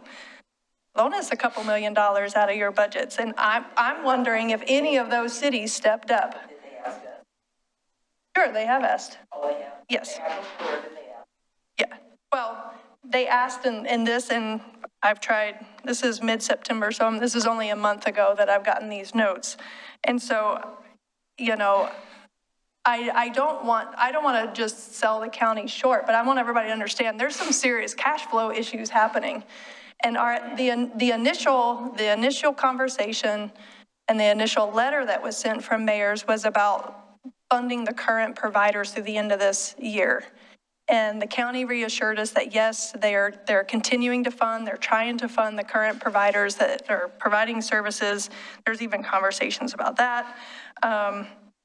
And so in the end, they are moving forward. It is really slow. Some of the complaints, you know, I think there probably are some valid complaints. I mean, essentially, I believe Clackamas County ended up making a deal with Metro and got 5 to 10 million. And so, but it's a long way from 24 million from what they originally expected. And so I'm going a little bit light on the county at the moment because I feel like they were really hamstrung this summer between what they were told they were going to get and what they got. I'm hoping all of this will right-size itself, you know, as the Metro bond and the revenue collection goes forward. So I'm not saying that the Clackamas County can't do stuff. They are working on the IGA. There's some legal issues going on between Metro and Clackamas County. And, you know, I think they'll work that out. And there was lots of complaints about Clackamas County and how they were handling that. So I just want to kind of daylight some of those numbers. So we're talking about significant cash flow discrepancies between what the Clackamas County actually received versus what they were told they were going to see. So yeah, Clackamas County did not roll out a big red carpet to the Metro housing bond. And Clackamas County is being compared to much bigger counties, Washington County and Multnomah County, who apparently have been able to make ends meet. I don't know about their finances, and I don't know enough about Clackamas County's finances I'm not going to suggest to Clackamas County that they should be doing their finances different. So they're starting with a $5 million loan from Metro. They're asking for an additional $5 million. And we think they will eventually get revenue. So that's kind of an overview of the notes that I had that I was going to give later about in my C4 Clackamas County report out. But that's a significant deal. So I think if you want to sign on to the letter, certainly sign on to the letter. But just to provide a little more perspective, I have talked to some of the Clackamas County commissioners, and they've asked us to try to be a little bit understanding that they are trying to work through it. So at this point, I'm just going to let them try to work through it and support the Metro Housing Bond and support the implementation plan. But hopefully that's helpful. I was blown away when I heard those numbers and scribbling furiously to try to get them down. Yeah, I appreciate that, Mayor. It's also important to note that the automatic withdrawal for the tax has yet to begin. And so we know that the money is coming. It's coming, yeah. So I guess I'm just upset that it doesn't feel like there's planning ahead. Because I do understand that we don't want to be spending money that we don't have, but the withholding is supposed to begin in January of 2022. So that's approaching really quickly, and I think that they should be looking at that issue right now because it's coming really quickly, and that we should be pushing them. But that's all I have to say. Thank you, Mayor.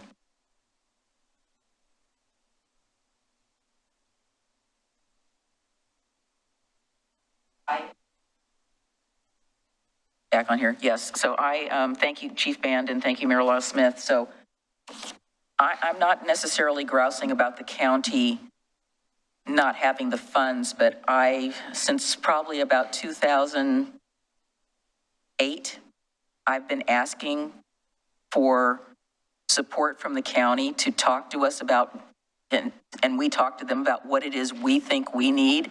And that conversation has always been the county telling us what they're going to do, but they don't really hear what we say we need. So, I mean, there's a couple of things that in order for us to help craft a strategy, I think I have been very supportive and will continue to support our homeless liaison position, but I think we need to have another person because it doesn't work 5 days a week. It's got to be some sort of rotating schedule where there's somebody on all the time. And because I know about the calls that happen on a Saturday and Sunday, and we don't have anybody to call, or the community doesn't. And I guess part of the other thing, as I said earlier, that I am very supportive of putting some dollars into relocating our facility at 12th and Washington, because I think what really needs to happen is it needs to be a facility where, not their facility, but we need a facility that provides more than just, and forgive me if this is going to be offensive to anybody, but it's been band-aiding. We've been band-aiding in our community. We got this group doing this group doing this, but we need a one-stop place where not only can you get some socks, but you could get a shower, you can get this, you can get, I mean, if they want to. And I know that there's a community member here who's been talking about this for 5+ years. So I would like to, I thought there was going to be a plan coming out of this homeless coalition group that I used to attend. And if there is one, I would love to see it, because I think we've done enough talking. I think we need to start planning. We need to start doing things. I know there's another member in the audience who's very supportive of veterans housing. And I guess there was another article in the paper about the veterans, I don't know what you want to call them, little pods that they have that the Home Builders Association helped fund and support. I don't know if that's something that's right for us, but it's something worth looking at, because I agree with you that if you used to live in a home and you don't know how to live in a home anymore, you can't just give somebody, like you said, a key and say, here you go, here's your home, when there may not be the support there that is needed to transition into that. There may be emotional issues about maybe being in a place that you can't come and go as you please. But, so, I mean, those are just some thoughts that I have. And if there's a way that we can participate, because this one-stop shop is not just going to benefit Oregon City, it's going to benefit Gladstone, it's going to benefit a lot of others. The advantage I think that Multnomah County has is that, you know, they've been buying up some older hotels. Well, we don't really have a stock of older hotels. We don't really have any hotels that are out there that need some refurbishing. And I was sorry to see that the one that they were looking at on McLaughlin Boulevard didn't pan out, because I thought that was a really good way to go to create some transitional housing. I don't know exactly how to get there, but there are definitely ideas out there. And again, I agree with you. We do not have the capacity to be in every lane, but I'm trying to figure out how we take the puzzle. I don't know, you know, what Gladstone, I've been talking to colleagues in Gladstone, I've been talking to colleagues in Lake Oswego. I said, well, what are we doing that we could pool our resources to do something that helps benefit all of us? And maybe this transitional center that has one-stop shop, maybe there's more than one. I don't know. I'm just throwing it out there because I really see that we need that. I know that facility on Webster Road is still available. The county owns it. I've tried to talk to a couple of staff people about why we couldn't look at that building, which is already set up that way, to be a one-stop shop. And I kind of just get we have other plans for that. Well, I don't know what those other plans are, other than I've heard that it's supposed to be some sort of permanent housing. But again, it seems like it's a facility that's not being used, and it could be something that would be very, very worthwhile. So I guess that, again, I'm supportive of us working on a relocation to find a place where a facility could be more than just socks and sandwiches, but it's got other things going on with it. I'd like to see us put some more funding towards another homeless liaison. The part that I struggle with is, I know we need the restrooms, and I wasn't aware to the extent of how the porta potties were getting destroyed. And again, I cannot put myself in somebody's place mentally and physically to understand why a porta potty would be destroyed when that's something that people need. I can't go there because I can't get into that space. But I know every time I see the bills that come in from Clackamas Park where we've replaced the sinks because somebody has ripped them off the walls, and how many times have we done that? I mean, we are trying, but they get destroyed, and I can't get to the nexus of how we keep them from, you know, not getting destroyed. I mean, are we going to have create a public bathroom and have an attendant there all the time? Because obviously locking them is only part of the problem and part of the solution, but it still doesn't allow for people to have a place to use it. So I'm asking a whole lot of questions that don't have answers. I'm not expecting you to answer them, Chief, and at all, but it's just, I'm trying to, again, like you were saying, narrowing the focus so that we have the ability to do what we are capable of doing and not trying to, we can't take on this whole thing. It just physically, mentally impossible and exhausting. And I don't think, you know, it didn't matter how much money we had unlimited access to money. I don't know if the money is going to totally solve it.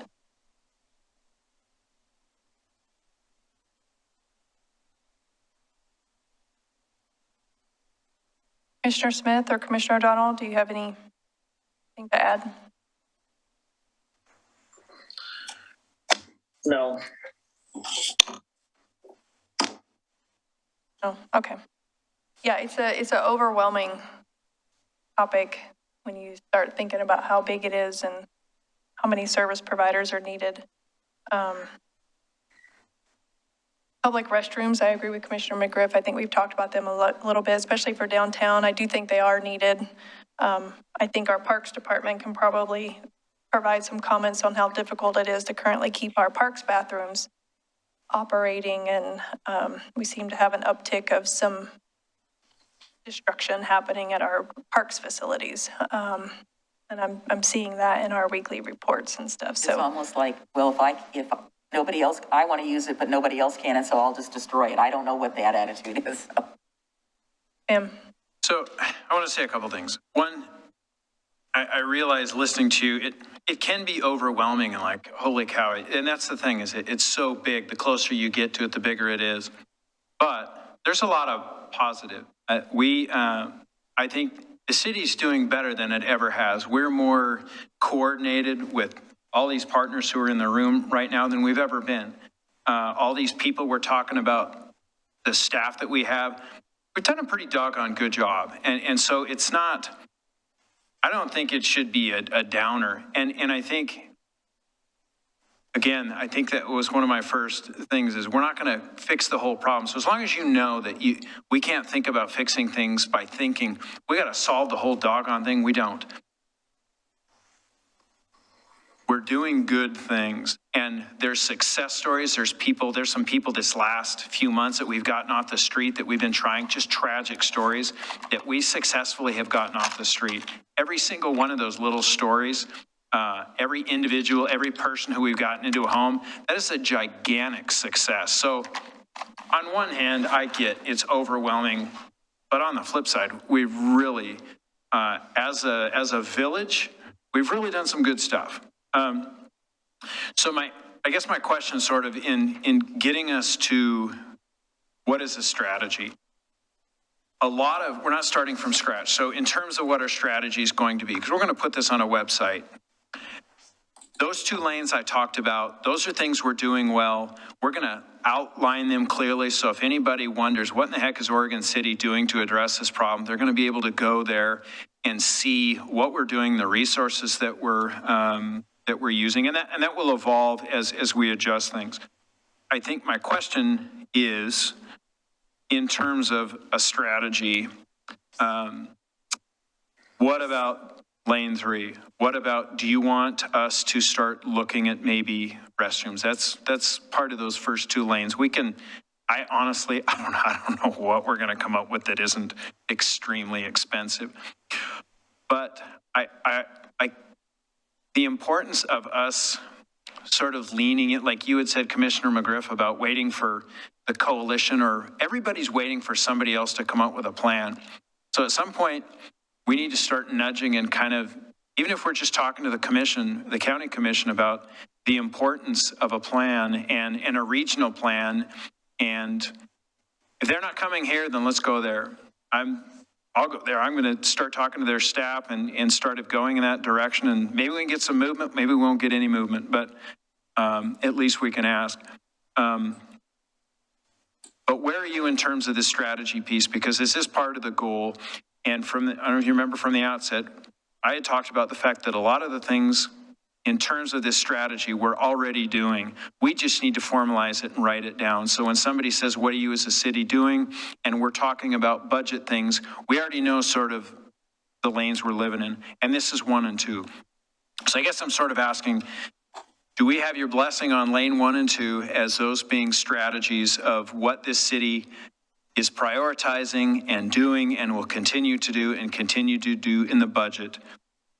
And then the second question would be, in terms of lane 3, what do you want us to do? Do you want us to look into helping fund some other positions? Do you want us to work with the county? What are your thoughts on what we're going to put to paper in terms of what the city's going to do to address this problem?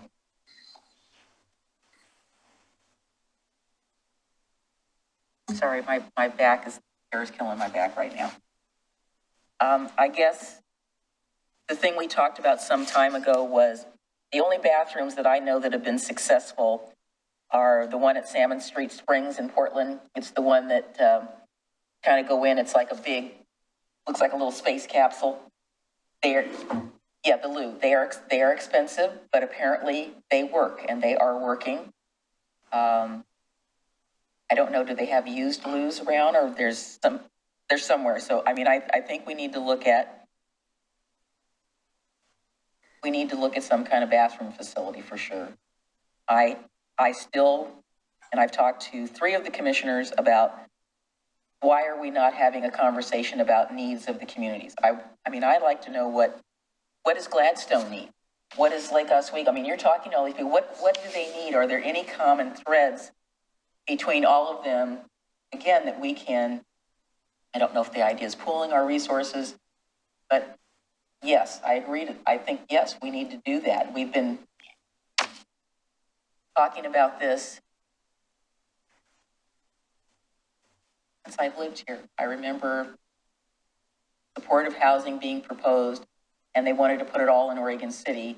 And our city council at the time said, we need to have everybody do their fair share. So we don't know what that is or how that gets divided in terms of fair share, but I don't see us individually being extremely successful, but I see us being successful if we work together. And I think you're trying to do that, but you know, I'd like to see something happen on the ground. Again, I'm supportive of the concept of the one-stop shop. We need more than one of those. You know, if we had the resources, I'd say, let's get a support worker for everybody out there that's homeless.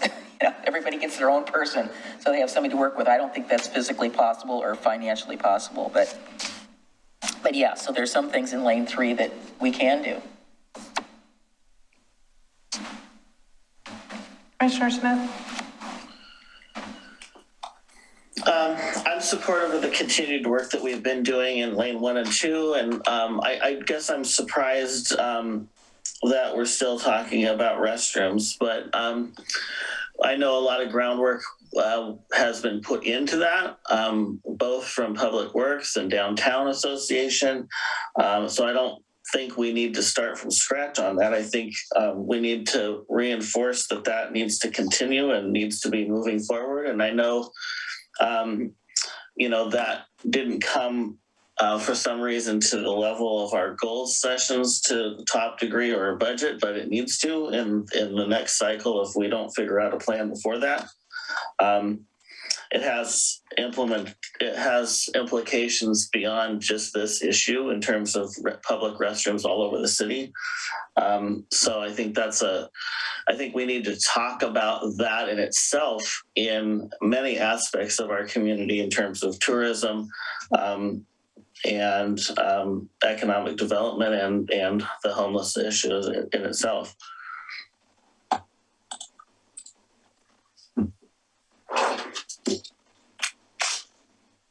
All right, so I think I have too many thoughts on this topic to, I'll follow up with you offline on this. What I would prefer to see is for a group of people to get together, and maybe you have that group that's getting together and you're already having these conversations about Oregon City versus Clackamas County, but I would hope that we would have some long-term goals or some metrics that says, how do we know we're moving the needle on the dial? And, you know, is this phase 1 of a strategy and we have other phases? I feel like we're doing maybe what's being proposed is just the low-hanging fruit and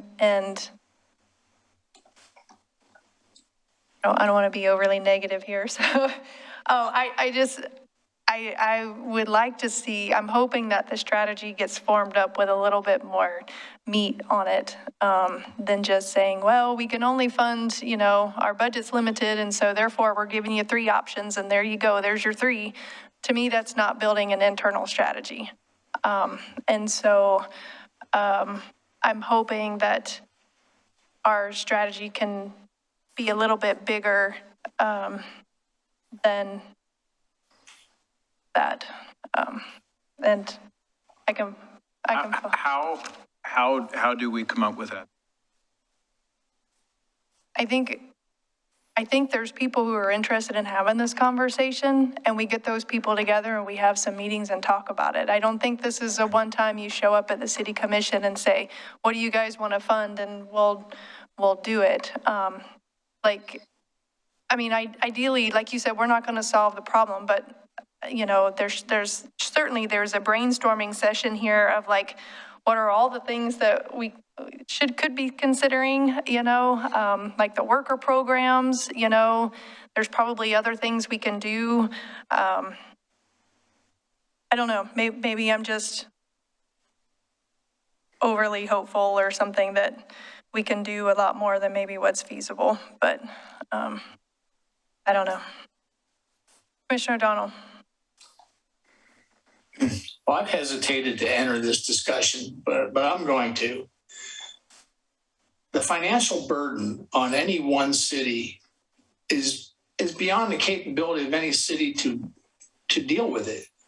If you look at the different entities of government, whether it be national, state, regional, metro, county, city, the city is the smallest unit of government there is with the least resources. I do agree that there should be a regional solution. And I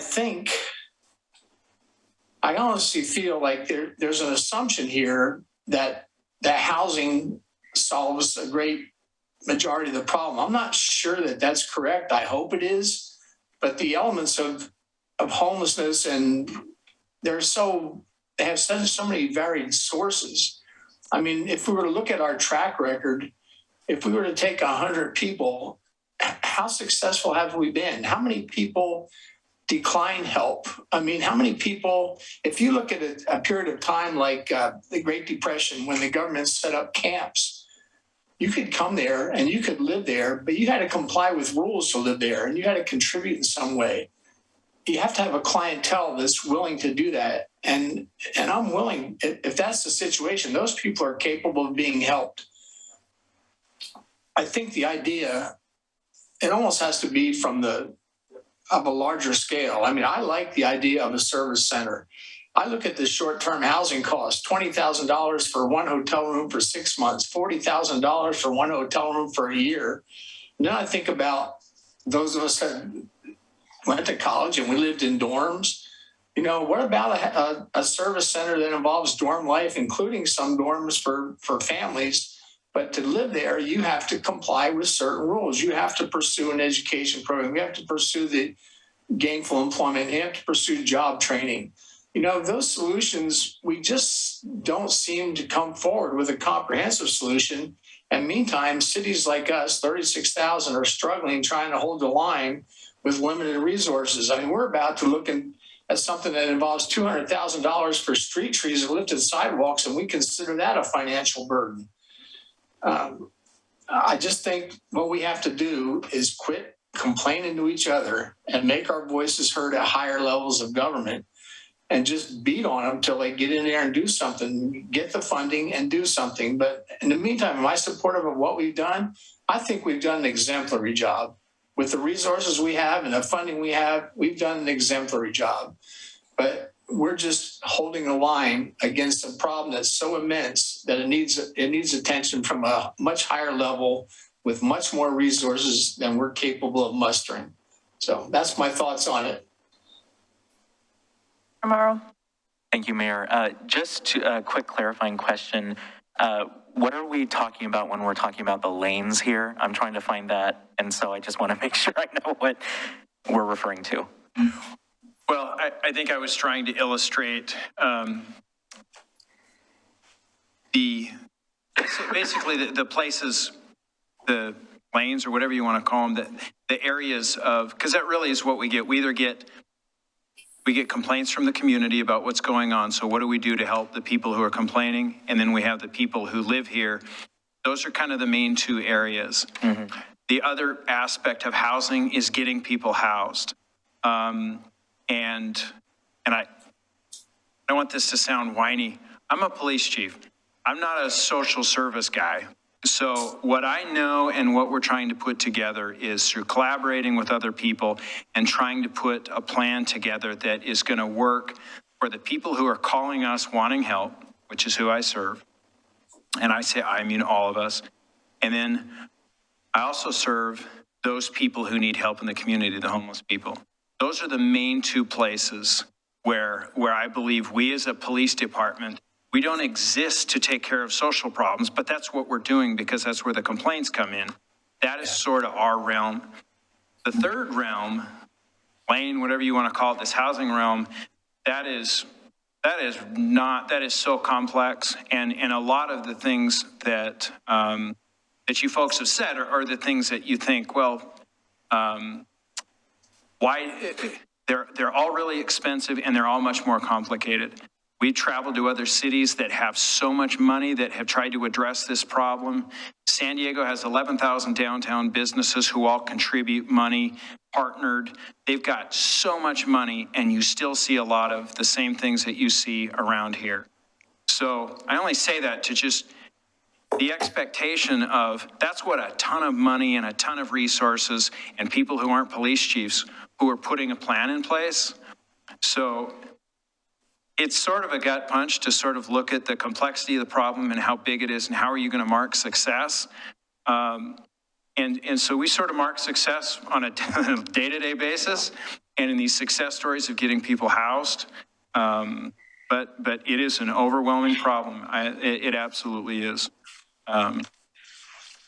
Thank you. Yeah, I just wanted to make sure I was clear on which items were being talked about in those different lanes. And did that make sense? Yes, yes, and I appreciate that. I just, I think it's also coming to the point where having it siloed is not doing us much good. I recognize we only have limited resources, but one thing is that the Oregon revised statutes give us the ability to establish a housing authority. I'm not saying that I'm at the point where I think that's going to be helpful for us, nor do we have the resources. But I think that being cognizant of all of our options here will help us in the long run. But thank you. All right. So we've talked about this topic for at least an hour, maybe an hour and 15 minutes. I think we probably should move on. I'm not sure that you fully got everything you needed or was hoping for. So if not, you can circle back to us, hopefully individually. Very good with that. Moving on. Yes. All right. Why don't we take a 5-minute break? I think we need to stretch. It's 8 p.m. Let's come back at 8:05 and we'll pick up with the next big topic.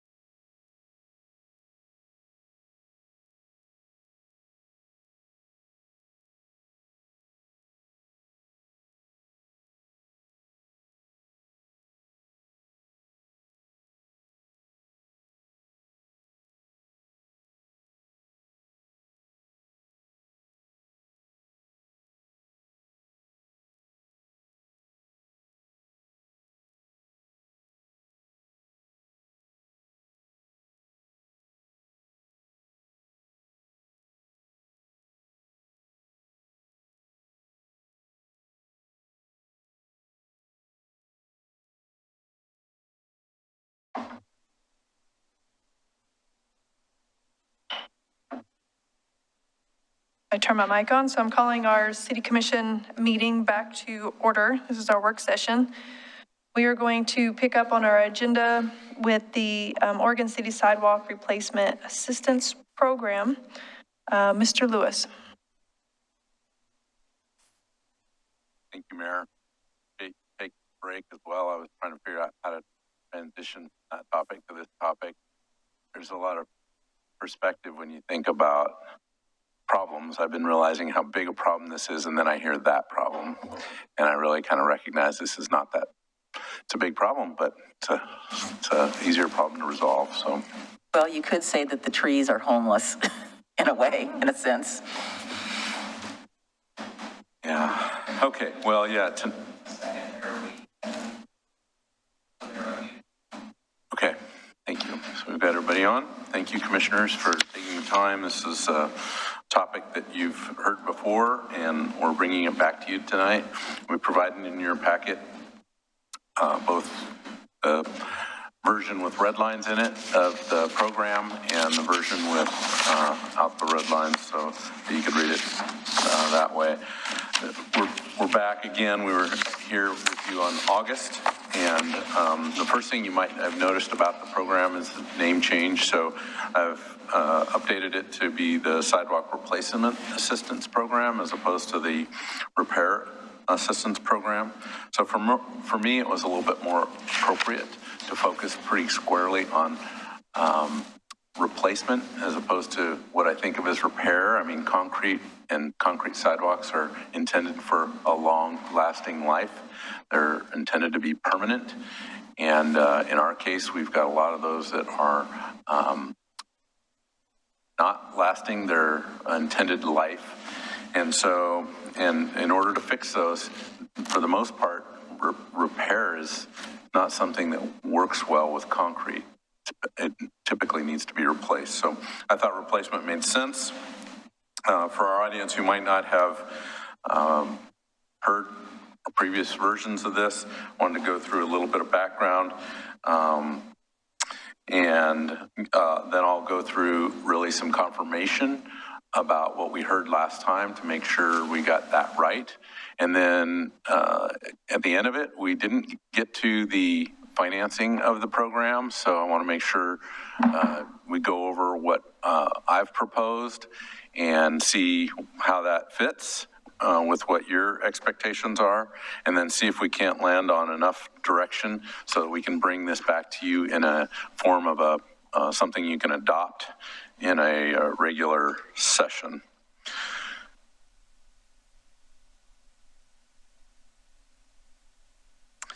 So the problem, we well know it's sidewalk damage resulting from tree roots, and specifically tree roots attributed to street trees. Tree roots don't discriminate. They go where it makes sense for them to go, where they can get water, and where they've got least resistance for growth. And in our case, lots of times that's near the surface. In Oregon City, we've got a lot of dense soils, so they tend to not often they grow along the surface as opposed to down deep. And in that case, in the case near a sidewalk, they tend to upset the sidewalk. So Oregon City Code, I'll just continue to say this, is clear about sidewalks and responsibility for sidewalks. It's covered in chapter 12.04.030. The owner of the land abutting the street where the sidewalk has been constructed shall be responsible for maintaining the sidewalk. So, and keeping it in good repair. And city staff have been working with property owners over the years. This has been a long-standing concern. I can remember a few times when we had public meetings. We've had situations where we've had meetings in neighborhoods with the press. It's been an area of upset and discord for a long time. Typically, property owners don't agree with the program when they learn that they're responsible for that, and they learn the cost associated with repairing that. So, sidewalk replacement assistance program, I know would be welcome to both the public, but it would also be welcome for staff who, often take the brunt of that community upset. This time we're looking at it again because we've got another community who's pretty passionate about their sidewalks, but it definitely is a citywide problem. So we're proposing a citywide solution.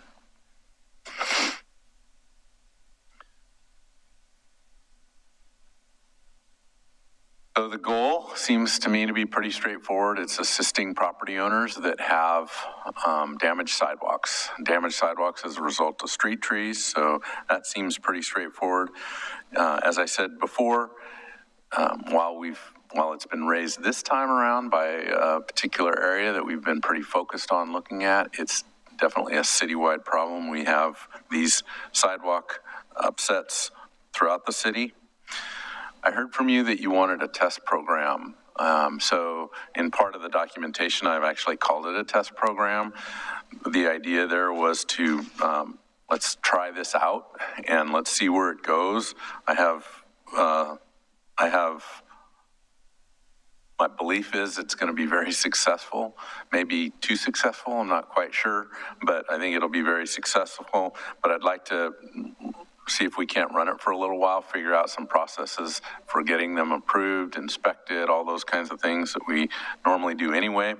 But come back to you in a year and kind of see how it's going and report information that we collect in the process, including costs, but also some of the things that you've mentioned about why the sidewalks are damaged, what those conditions are, trying to track some of those.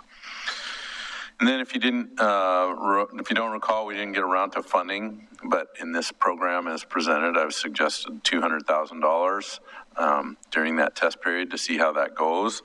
And that would be funded through our existing transportation fund. It's a large fund. I thought about, do we need a new budget allocation? There's times when our projects go 110% and we need to come back to the commission with a request for additional funding for the transportation projects that are planned. There's other times when that doesn't always happen and we could fit in $200,000 into a multi-million-dollar budget without much. So I'm just suggesting we allocate that, we go down that road. If we get into a budget scenario where we can't afford to do it, then we'll bring that back to you.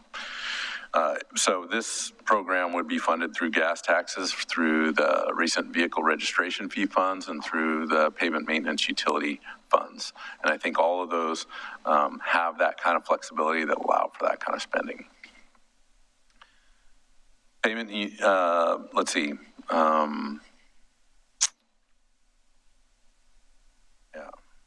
Again, I anticipate a high volume of these come in, especially because we anticipate a couple of things. And well, one of the reasons why is we've got a look back provision in this. And I noticed a typo here.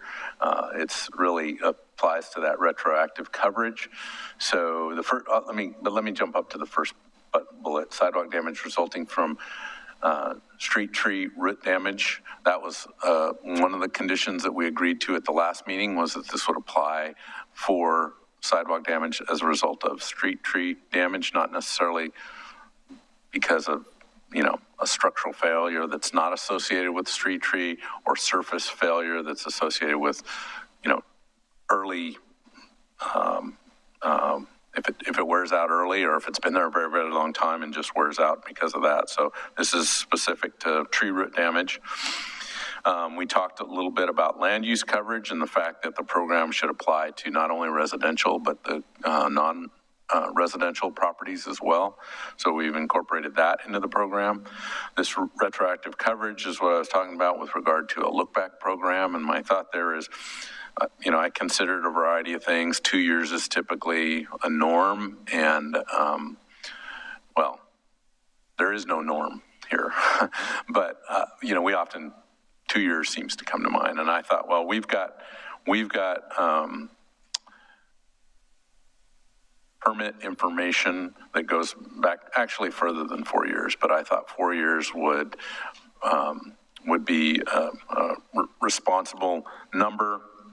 maybe you think something less, we can adjust that, but we've got that kind of permit language to be able to look back on that and determine whether or not the property owner, if they spent money on a sidewalk repair, did they pull a permit and did they comply with that permit and the requirements associated with it, and if so, then they could apply. We also talked about application bidding requirements and the need for flexibility there for both the property owner and the city. Sometimes property owners want to self-perform, so we've got a provision in there for at least providing some kind of estimate for materials and time. And yeah, we would encourage folks to get bids, but we know in today's market right now, it's very difficult to do that. So not making it overly burdensome to the property owner. Ongoing versus short-term, I think we talked about this already, but we were talking about a test program, but I think this is a long-time commitment.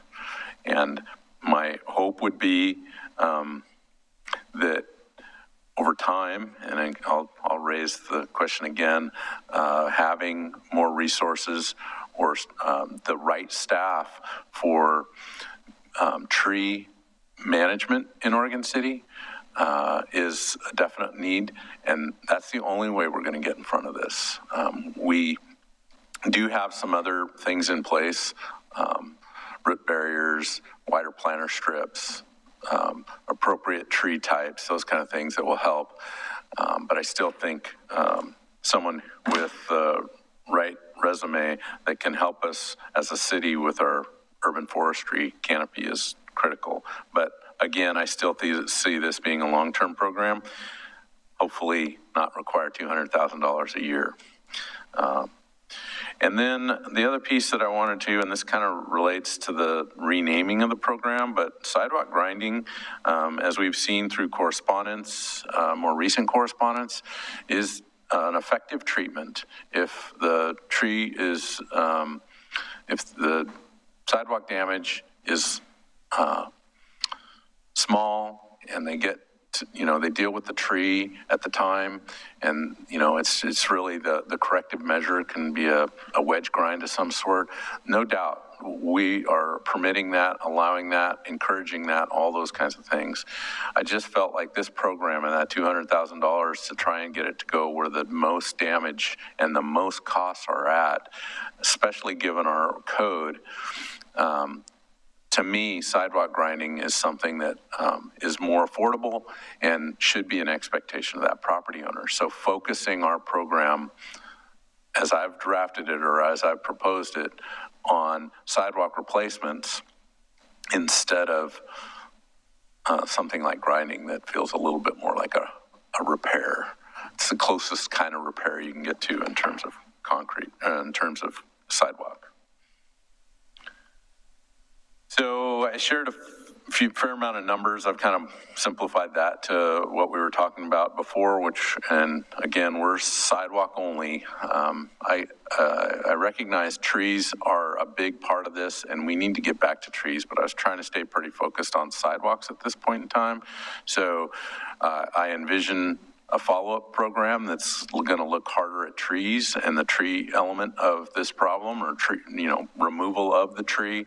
But I wanted to get through the sidewalk piece and keep it bifurcated from the tree piece. So expect more on the tree front, but for now we're talking about sidewalks. So the number that I shared last time, or that we kind of boiled down to based on the quotes that we were able to get, was a repair cost somewhere in that range of $1,600.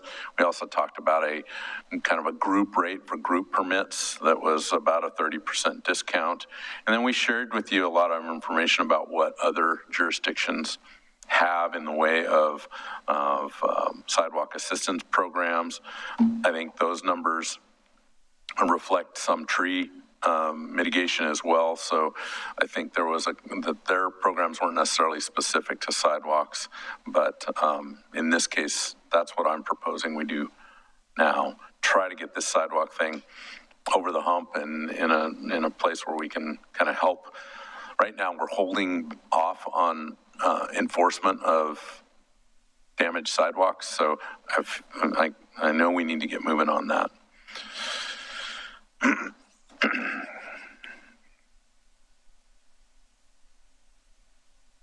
I don't know if you read this email, but I got it.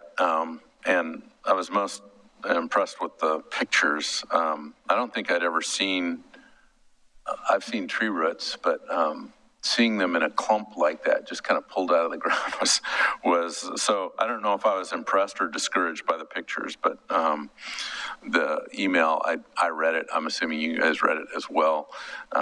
It does point out that there's costs associated with some of these problem areas that are problematic, and I do recognize that for sure. So, one other thing I want to mention, so after I uploaded the staff report and the attachments to it, then I shared it with a couple other staff in the office and asked them to take a look at it, and they pointed out some things that maybe we've got some inconsistency with timing, for instance. I think I had 120 days, and they said, you know, we do a 160-day permit, so we might want to look at that. They also thought that the financing and the different types of funding was a little confusing, so I reread that and kind of, I hope that what I share with you today is a little easier. It was my intention, and we'll obviously, I think I agree with them after reading it a couple of times that it could have been clearer. So the proposed funding, it's an annual program, and we would like to limit that to one application per property owner per year. And if we were to see multiple permits, which could be the case if folks want to take it slowly, or a few repair areas at a time, we definitely know there's property owners with multiple problems. And so trying to maybe spread that over, they could do it all at once under this program, but depending on how much work they have, they may not get as much reimbursement as opposed to if they were to do it over several years, but also trying to serve as many different folks as we can. So prioritize those first-time applications.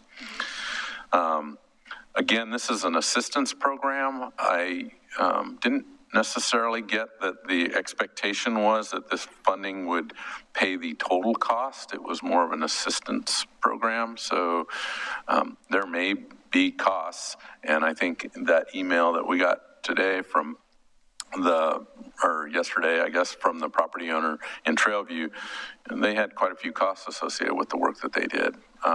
Trying to both spread the funding, recognizing that that funding is very important for a lot of transportation needs around the city, and so just trying to spread the love as far as we can and still make a difference with a property owner that's incurring some pretty big costs. But I consider that an assistance program as opposed to a full-blown cover every cost. The way it's written now, it's a grant reimbursement, so a property owner would get reimbursed after they obtain the permit and then comply with the permit and get the work done, and then we would give them the reimbursement. The other piece that was, so for the confusion piece is definition of location. I think I had some language I have some language in the proposal that's a little confusing. So I wanted to define location was one sidewalk damage area comprised of 1 to 2 sidewalk panels or somewhere. Most of our sidewalks are 5 feet wide. So 2 panels, 5 by 10 approximately. I don't think we're not splitting hairs on that. We're just really trying to kind of put some understanding around that. Commissioner Smith, do you have a question before we leave this slide? Or you're just prepping for the end? You're muted. I'm just in the queue for when we start discussion. Okay. That's good. Okay. So single permit rates, I was trying to acknowledge this group rate versus a single permit rate, and really just kind of acknowledging that if a person chooses to go it alone and they do 1 or 2 or maybe even 3 areas, the likelihood of that cost being pretty high versus a group where maybe a variety of property owners get together and pool their resources and cover that.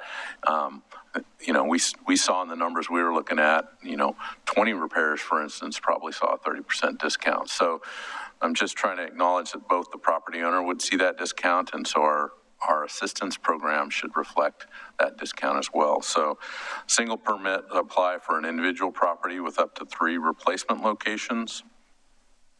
A group permit would apply for an individual property with more than 3 replacement locations, or a group of property owners with a combination of more than 3 replacement locations.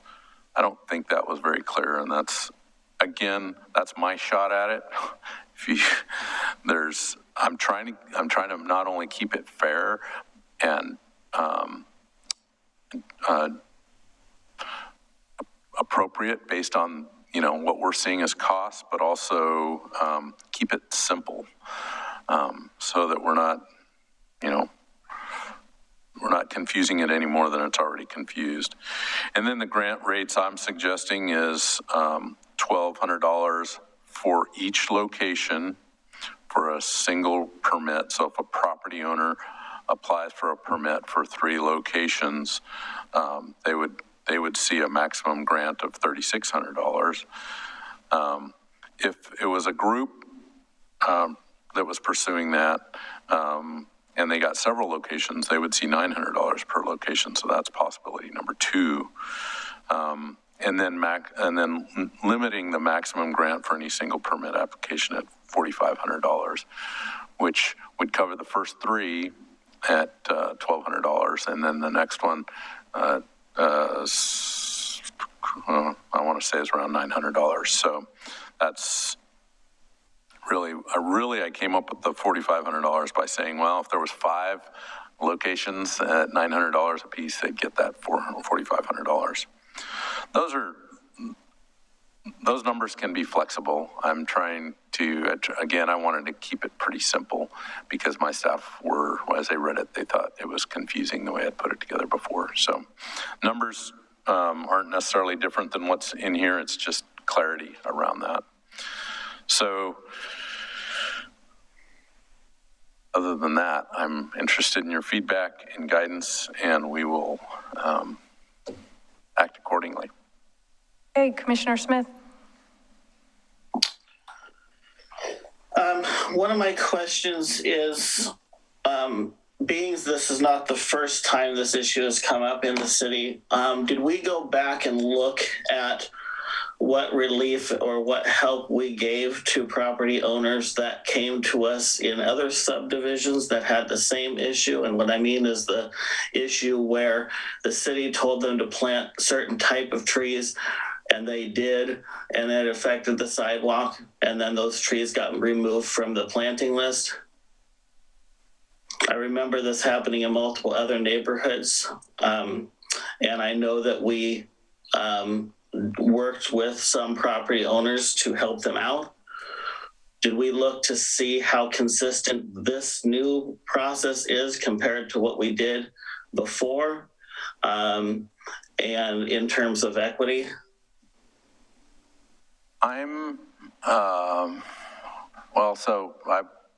I've been here 18 years. I don't recall ever having the authority to do sidewalk. If you mean assistance in the form of monetary assistance, or the only thing I can think of is we did some grant programs for the McLaughlin neighborhood where we did some sidewalk repair work under a grant. Commissioner McGriff, I don't know if you remember that as well. I do remember that program where we did some sidewalk repairs, but I can't recall, and so I didn't pursue either institutional knowledge or records requests or doing a records request on a program like this where we funded sidewalk repairs. I don't remember them, and I think I would remember that because I've been for many years at many a neighborhood meeting about this issue, and not having, it would have been really, really nice, I will tell you that right now, as a staff member, to have had that option And I don't remember that, Commissioner Smith. Commissioner McGriff, do you have some? Yeah, I think, Commissioner Smith, what you are recalling is some of the subdivisions over in, trying to think, the Tower Vista area. Boynton where- and Highland. Pardon? On Boynton and Highland, we had a pretty big, I don't know, it was 8, I don't remember, it's I 6, remember 8 that. years ago, there was, I think, a dozen people had incited, and it was pretty close to where Commissioner O'Donnell was. Yeah, it was one of the it was several of the newer subdivisions where the sidewalks were coming up, and we allowed the property owners to take the trees out. I don't believe we paid for the sidewalk repairs, but we allowed them to take the trees out because the parking strips were, I think, even narrower than this. But like I said, it's in that area. It's Tower Vista, Wheeler Farms, it wasn't Wheeler Farms, but it was in that area. I remember the news crew coming to that neighborhood meeting. That's what I remember about that particular dilemma. But I don't remember the city contributing to those repairs. Now, I don't know if that's what you're talking about, Commissioner Smith, but I do remember that neighborhood. That's part of it. I think there was another one prior to you with Nancy Krushauer where we also dealt with this issue in another neighborhood. So this has been going on for a long time. And so my concern is that we may have set a precedent in the past for helping certain people in certain ways, and we may be not being consistent now, worried about what track record that sends for other homeowners that even if it was 10 years ago had this same issue regarding the street tree list. So that's always been a concern that we never fixed this issue. And so I have a real problem the fact that every time we hear this presentation, that the general public gets hammered on this property owner is responsible. They know that. That's never been a complaint.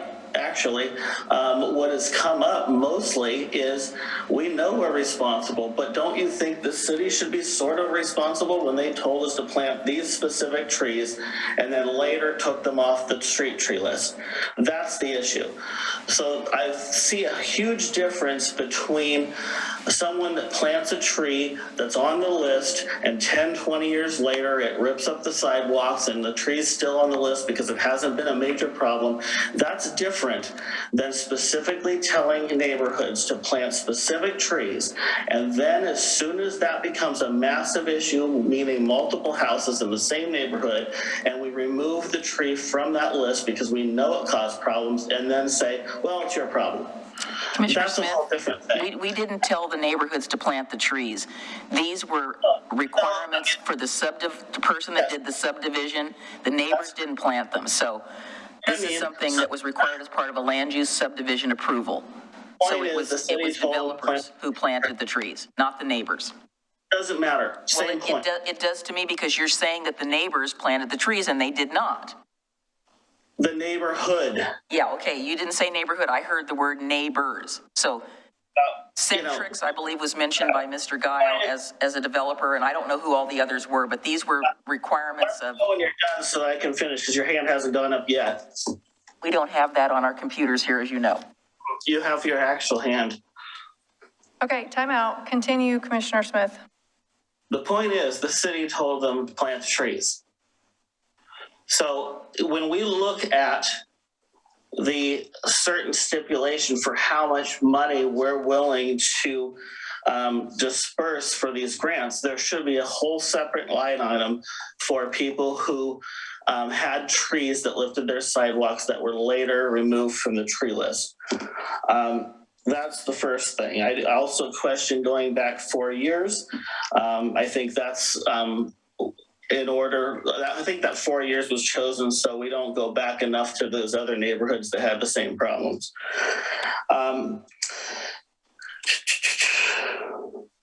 Let's see.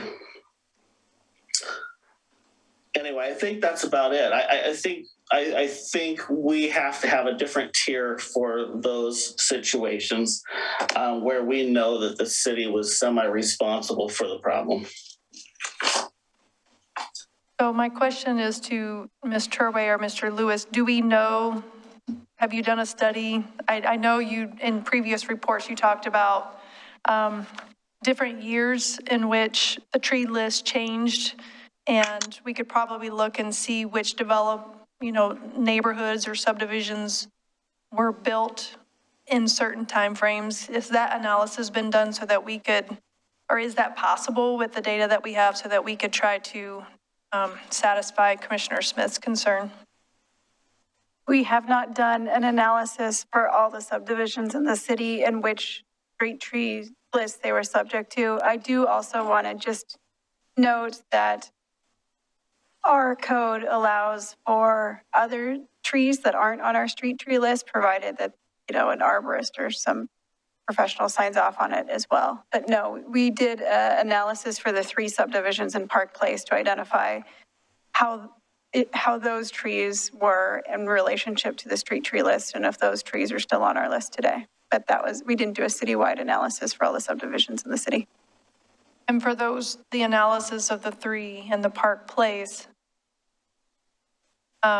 would they have met the criteria of what Commissioner Smith is talking about, where, the developer was approved to put in, a certain set of trees, they put them in, and then that tree was later removed from the tree list? And do we know that that is the situation that occurred?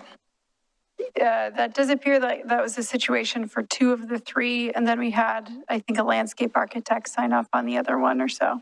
But yes, it certainly did happen where it was later removed from the list. And then also just a side note that Natural Resources Committee is still working on the street tree list. And so we're hoping to finalize it at the next NRC meeting. So give us a little bit of leeway there. We might come back. It might take us 2 more to finalize it, but our goal is to then come back to City Commission for resolution. And some of the more recent discussion has been about looking at those planter strips for the really narrow planter strips and maybe doing something other than a tree, think large shrub or something like that. So we're getting near the end of that work. Okay, so before we go on with questions, I know I have several. We do have a public comment request from Mr. Guile, who wanted to speak last time and we didn't give him the opportunity. This is a work session. It's up to us if we want to allow the public comment. We generally agreed our policy was if we felt like there was a subject matter expert or if we had a reason why we wanted to have a particular person be called up to participate in the work session. So I want to open it up to the commission to say, what is your pleasure? We can continue this conversation, knowing that we're talking about a program for the entire city, or I'm looking for general opinions. Thumb up or thumb down for public comment. For me, it's not quite that simple. I did have an opportunity to read this. So if Mr. Guile has something that is not this, that is relevant to this topic and is not a rehash of this, then I say yes. If it's basically a rehash of this, I've read it. I get it. I understand what you're saying. So the one that came that stated, it's the 17 pages of stuff that you just sent. So I would say it depends. Commissioner O'Donnell, do you have any thoughts on this? No. So I saw 2 thumbs up. I'll agree and give the thumbs up, Tom, and give you 3 minutes to come up. I agree with Commissioner McGriff. These comments are generally meant to be subject matter, and I think most of us have, hopefully, I know I have, and I see Commissioner Marl, I think most people have probably read your email. So do you have something to contribute? I don't intend to address that whole letter. I did want to point out to you to make sure that you did. Don't forget, you got to say your name and all that good stuff. Tom Guile, Oregon City. Thank you, Tom. I did want to point out that I did discuss it with John beforehand, and it doesn't seem to be a topic of discussion at all when we're going over what John's been presenting. This is great what he's done, but there doesn't seem to be any addressing of when people came out to inspect and all these trees that were planted next to water mains. And we're all now being told that we need to remove our trees next to water mains, all of us. And you saw that's what the pictures are. But with Rocky, what Rocky was saying, that we did not put these trees in. Most people moved into this area after the trees have been put in. It wasn't our choice about the trees that were put in, and those were narrow strips. We have to, the other thing, I guess it's not new since you've already read that, but again, I'd like John to address what happened with all those inspections of all those trees that are put under streetlights and next to water mains. But I was going over this. So many people during this pandemic have been out of work. We don't have money. I only have 3 trees. Some people have sides, but you're expecting us to pay before we get reimbursed. I don't have money. My partner's been out of work for 1.5 years. I don't make any money at my store at all. It's time to close. I'm just not making it. How are all these people going to pay for these trees and the sidewalks? The trees have to come out before you do the sidewalks, because you can't remove the sidewalks and then do the trees. You have to get rid of the trees first, because that's what's lifting it. But how are people going to pay for all this, grants or not, when most of us have been out of work for so long, and we can't just keep pushing it down the road? And when people are complaining that they're tripping hazards and insurance claims, it just doesn't seem right.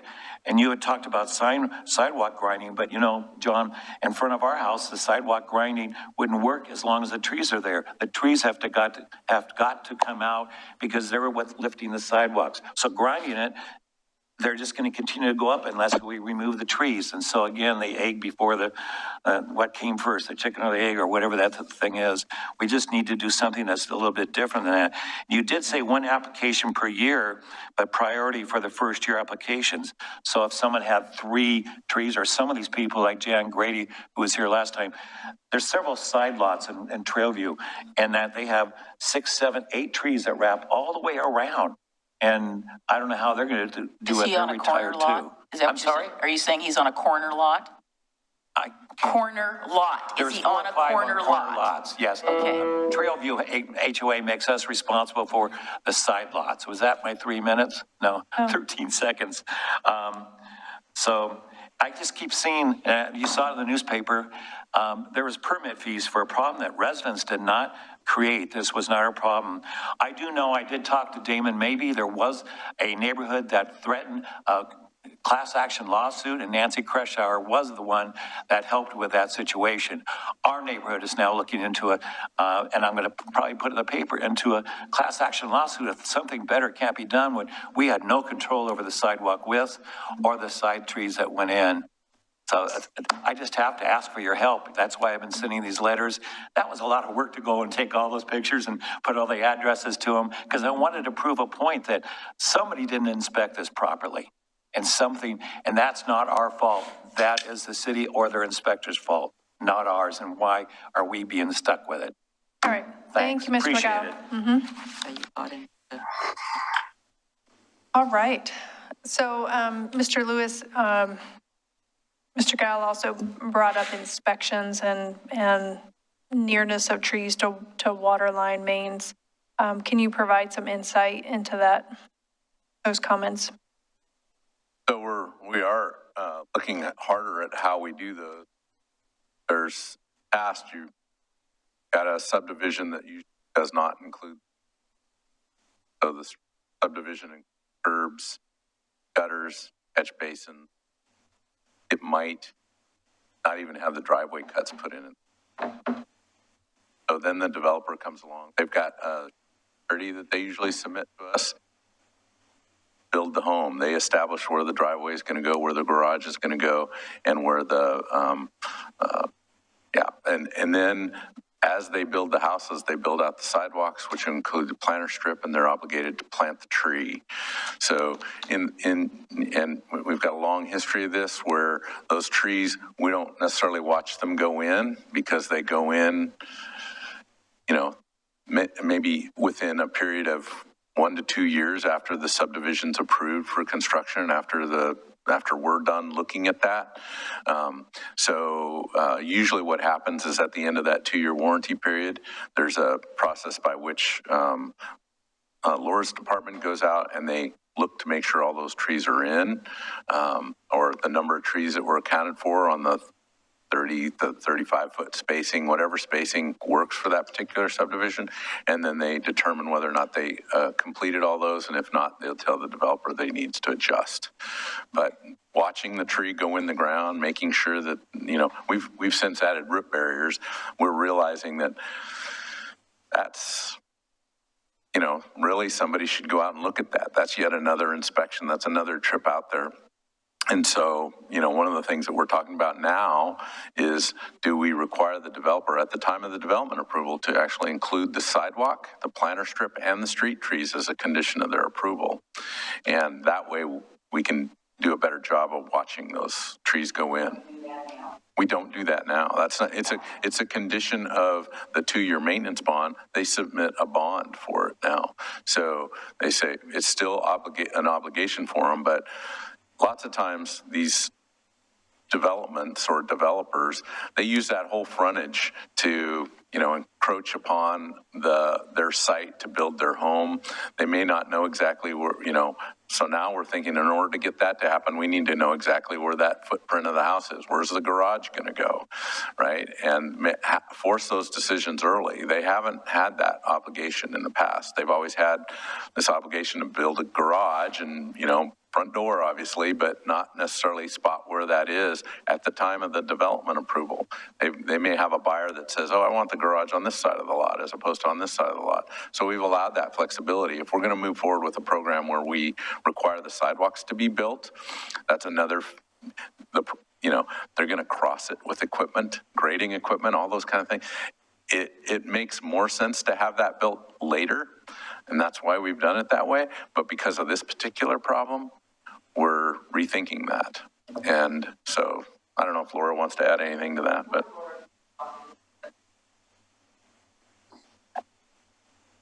I recall there's supposed to be a plan that shows where the curb and the sidewalk are at some point in time during the process. So I think what Mr. Guile is asking, as opposed to going, okay, yes, all the trees are in, when the sidewalk, I presume there's an inspection for pouring concrete and getting the sidewalk. So when does that measurement happen to say, here's the curb, here's the planting strip, is it the right width or the right space? Yeah, so sidewalk inspections are done at an individual basis as the subdivision is built out. And we usually look for ADA issues, cross slope. Right. It's usually determined, oh, there's going to be a 4-foot planter strip. So there needs to be 4 feet between that and the sidewalk. I mean, I would say a lot more attention right now to is the tree, even though, let's say the tree planting plan based on the spacing standards requires 50 trees in that particular subdivision, but trying to get those 50 trees in because of things like Thomas mentioned, the water line, the street light, street signs, you know, sight distance, all those kind of things. Lots of times that subdivision doesn't support the 50 trees, even though that's the spacing standard. So trying to get in front of that now is, you know, I agree. It's what should have happened years ago, but hasn't, and hasn't happened even, you know, in my time as director, it hasn't happened. So I you know, I own that. But at the same time, what I wished property owners would do would be when they see the damage happening, when it's at that point where you can grind it, deal with that problem then. That tree is ready to be, unfortunately, removed because it's only going to grow and create that instead, you know, that letter that we got to yesterday with the 2 pictures that I showed talked about when we moved in, it could have been they could have ground that and could have removed the tree at the time and planted the right tree. But no, they watched that thing grow to become a 3-inch trip hazard. So, you know, there does need to be some ownership. I wasn't trying to assign blame. I'm just trying to understand. Right. I'm not either. I'm not trying to assign blame. What the process is. Yeah. So I do want to say one more thing. So just to address something Mr. Guile said. So I have actual experience in removing a tree. I had to take out the sidewalk first to get the tree out. You can't take the tree out first and then deal with the sidewalk. The section, I had to have it lifted out, broke it up. They pulled the tree out. I bought a new tree, put it in a root barrier, they re-poured the sidewalk. So if you have, you know, you're not understanding the process, you can't pull the tree out without the sidewalk coming up first. Yeah, but that doesn't solve the problem because you still got the other part in there. So I had to have the whole root and everything pulled out. Okay. Luckily, I had a very sympathetic community development director who assisted me in that process. Fairway, you had comments. I just wanted to clarify one of John's comments. He's talking about when the street tree is installed. So, in a subdivision, you normally pave the streets, put in the sidewalk, or you pave the streets, and then the houses get built, and then you'll see the trees go in last. What we're talking about is having the street trees go in when the pavement's going in, right, at the beginning with all public improvements together rather than the lag. We do have a process where we look at street tree plans before the subdivision or developer ever plants them. And that's where we take a look at the spacing. Sometimes, because as John talked about, maybe someone moves their driveway location or something like that, developers don't always plant it per plan. And so on paper, it looks great.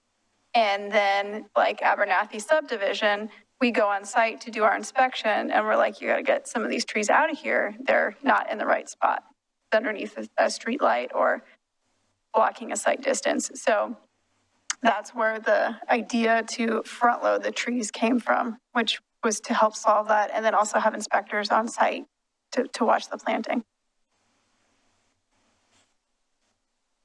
Okay, now I have a list of things. Any other commissioners? Commissioner Smith, for the comment that you made about the root of the problem, of the city, allowing trees and then remove them and all that. I think is the solution that you're trying to get at the timing of the program where it's limited to 4 years? I'm trying to figure out what remediation you're looking for. I agree with you. I just want to know what you're looking for. Well, the 4 years is interesting if we just had one a couple years after that. And then I know there was one prior to that where the same neighborhood, another neighborhood had issues. So I just want to make sure staff is aware that we're careful about how we determine these fees and are consistent, because if I was a homeowner that even 10 years ago had the same issue and was not being reimbursed the same amount, I'd have a serious problem with the city. All right, so it sounds like maybe there's a research item that can be done to find out if we did provide reimbursement to other neighborhoods and how much that was, just to make sure that I don't know what the numbers are going to be or how that would compare, or even if we provided financial assistance. It sounds like Commissioner McGriff is saying that, we allowed tree removal but didn't provide assistance. So maybe getting to the root cause of that one. Yeah, not trying to make a pun. So, Coach, Mr. Lewis, I'm looking at your document and you have a section in here that lists a set of priorities, and you have things, there's a set of standards is the title, and I'm looking in the red line version, and then there's a section for priorities, and there's 1 through 4. And so my question is, and that's on page 5 of the red line version that's online. How are the priorities actually being implemented? If we play this out, are you thinking that, the only way I can see this playing out is that you're collecting applications for a period and then you're going to close the application period and sort through them and prioritize them that way versus a first come first. I can't figure out, I'm not sure how you're using the priorities that are in this document. Right. My thought is that depending on the success of the program, we may have to implement some of these kind of priorities. And how do we do that if we had a big slew of, especially if we go back further than 4 years, how do we look at that? And I think that's where those priorities, we either bring it back to you and ask for more funding, or we look to the priorities. But I agree with you that it is, if we're taking in and approving permits, we're really not planning to put them through the filter of, is it near a school, those kind of things. So yeah, we could scrutinize how important that particular section is. I mean, I'm just trying to think of playing this out in my mind. It sounds to me like the only way you could do this would be you would have to hold applications until you got Right. a set and Got a you set. prioritize them. And so I don't see that in here. So either I understand why you have the priorities, but there's no point in having that in there if we're not actually implementing it in some way. It does kind of seem like this is a first come, first serve kind of program, at least on a test basis. So that's just one item, one question that I had. And then there is a cost for tree removal and the purchase of tree replacement. And so I'm familiar with our Friends of Trees program, which you can purchase a tree for $35, but then it's part of their planting program. Like I looked just this past weekend to sign up for a tree that I lost in the ice storm, and my date for planting is projected to be next April. So I'm trying to figure out, like, is there a program that we can work out with Friends of Trees? Is there an ability to offer? I love that I can purchase a $35 tree from them, and I've used this program before. Unfortunately, the one I lost in the ice storm was one that I bought from them. So I want to replace it.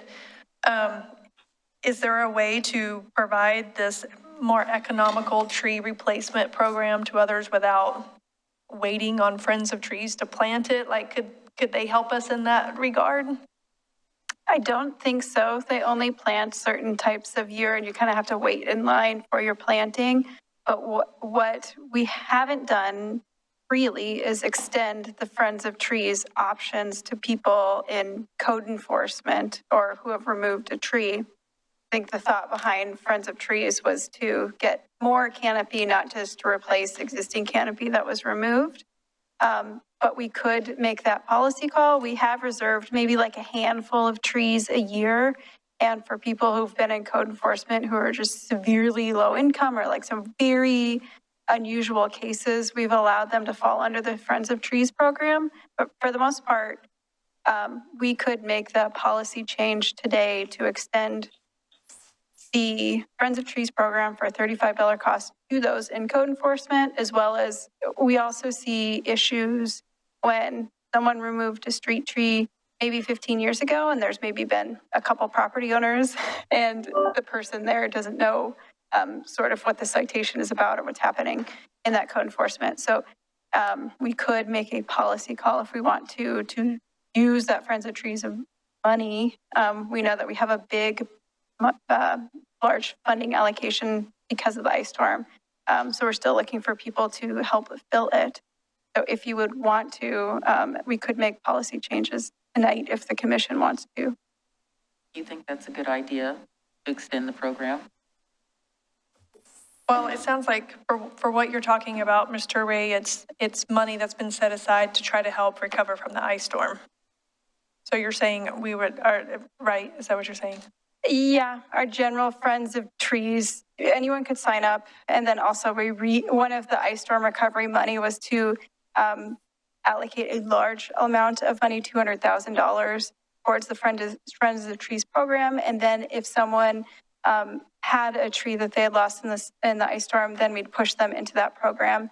There may be a little bit of extra capacity there to where if we want to also accept people in code enforcement and put them in that program, we can, even though it's really, the extra funding was really meant to be a tree canopy replacement. But if you want to use it in this manner, you're certainly welcome to. So the reason you're saying you're attaching it to the code enforcement piece is because for this particular neighborhood that Mr. Gile is talking about, they've received letters from code enforcement, and therefore they've been given kind of this timeline on replacing the tree, fixing the sidewalks and replacing the tree, I would presume. Otherwise, they could sign up for Friends of Trees at any time. Is that the connection to the code enforcement? Yeah, and just I was trying to make the connection of people getting in code enforcement one day for there being either a lifted sidewalk caused by a tree or tree removal of some sort, and then that being related to perhaps an inappropriate tree planting, which caused the problem in the first place. So Commissioner Smith's concern. Yeah, I guess I know where you're going with that. I think it just doesn't get to the breadth of the issue here that Commissioner Smith was mentioning, was that we have a lot of people. I'd like to think that folks don't have to enter code enforcement in order to, that we, hopefully we don't get there. Like with this tree replacement program, they don't have to be in code enforcement, Correct. I have lifted sidewalks. Hypothetically, I could come, I could participate in the program, and then I would love to be able to participate in Friends of Trees. So it's only $35 to replace that tree, and there not be any timing issues. So that's what I'm trying to get at, is just to make sure, because like for me, if I sign up with Friends of Trees, like I said, I put my name, I put my address in over the weekend, and I'm not going to get a tree until next April. So I want to make sure, you know what I mean? Like, can we work out those logistics so that we're helping? So with code enforcement, sorry, to address your actual question, with code enforcement, they're on the street side of the house, which is what planning is involved in. We really use a couple of dates. When we do citations, it's please plant your tree by October 31st or by April 1st. So we acknowledge that we don't want people to plant in the middle of the summer. And so with code enforcement for street trees, you'll kind of see them extend a long time anyway, which will help the property owner find sufficient funds to move forward. But it also sets us up for success for the tree in the long run. So in general, yes, we delay. Right now, we're delaying code enforcement until the NRC looks at the street tree list for those really small planter strips. And so that is certainly a thing that property owners could move forward to replace their trees right now. But we also want to make sure that we're smart about this moving forward. So I guess for the reimbursement piece, and then I'll move on to Commissioner O'Donnell, the reimbursement versus potentially paying vendors. I know when we did the economic development or COVID stimulus, we had a program with Economic Development Department where we could pay, a vendor on behalf. And so I'm wondering, are we just thinking that that would be too onerous for this program, or could it be offered maybe if they did a group thing, so they were working with one vendor versus this? I'm trying to help out people. I agree that the out-of-pocket upfront may be problematic and prevent participation. So I'm just wondering if there's options there. Yeah, I think there are, and if that's a concern area, my issue is just not wanting to be in the position of paying a vendor who's working for a property owner, who's then all of a sudden, it leaves the appearance that we're then paying for the sidewalk. And even though we're reimbursing a property owner, which, I don't want to stir that, but I mean, it's back to it is that property owner's responsibility. They take care of it. They deal with the work on the front end of that, and we reimburse them for that. That doesn't, me paying up front has some concern with regard, paying the vendor all of a sudden kind of puts us in that we're the owner of that work, or we're the deliverer of that work. And that there's some, it would just be nice to not be in that position. Is there a workaround for that? Maybe. I was looking for simplicity in our proposal, but. Well, I think we're feeling like we need to own the problem that the city created. And so that's where I think Commissioner Smith and I are headed with that. So we can think about that some more. Other commissioners can chime in. Commissioner O'Donnell? I guess my first thought is this program seems incredibly complex, complicated to administer. My thoughts are a couple of questions. First, was the water main location in relation to the tree, was that always in effect? Mr. Lewis, do you know?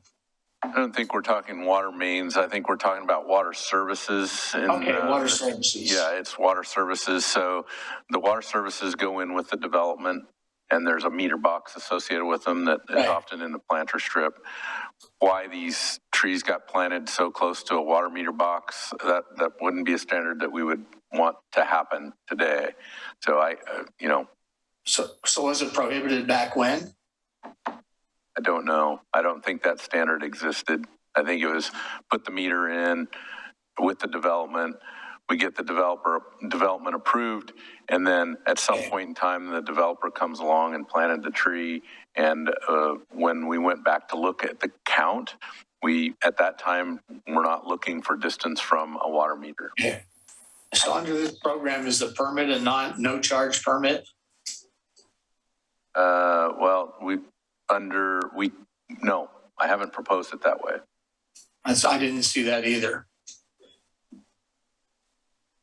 So I heard what Commissioner Rocky Smith said. It just would get more complex over time if we said was an approved tree and not approved tree. We didn't have an installation method specified. I mean, my guess is the developer came in with a post hole digger and poked a hole and threw a tree in it and backfilled it and moved on. Those are observations. I guess I was told by someone who used to live in West Lynn, they had a very successful program. I actually had a call in and didn't have time to get the call back. I guess the only thing I can contribute that's helpful is I agree with the burden on a household and trying to front the money.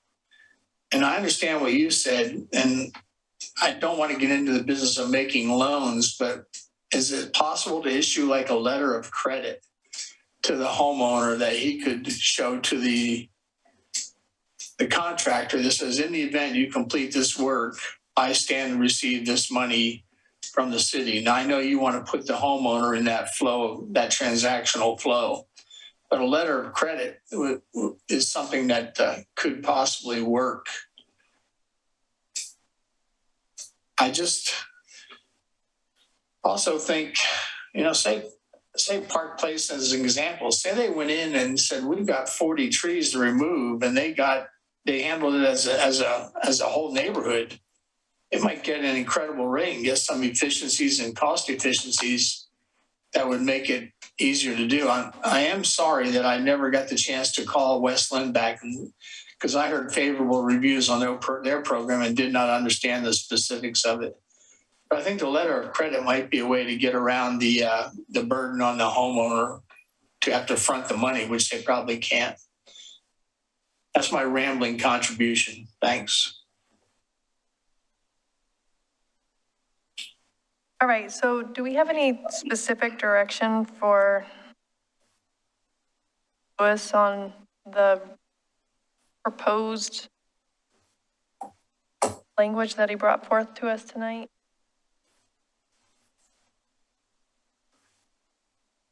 I hate to say it, but I think we're going to have to take one more swing at it.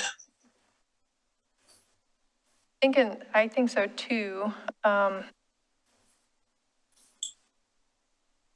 I like the changes that you made. I will agree with what you said, Mr. Lewis, earlier, that staff provided some feedback to you that they thought that maybe the language, there were some inconsistencies. I'm challenged with the use of the word grant funds and how grants are normally paid out versus then later on it's a reimbursement. And so I do find the language of it a little bit challenging. I think it probably could be improved a little bit. I'm sure. I think staff could probably provide some good feedback. Sounds like they already have.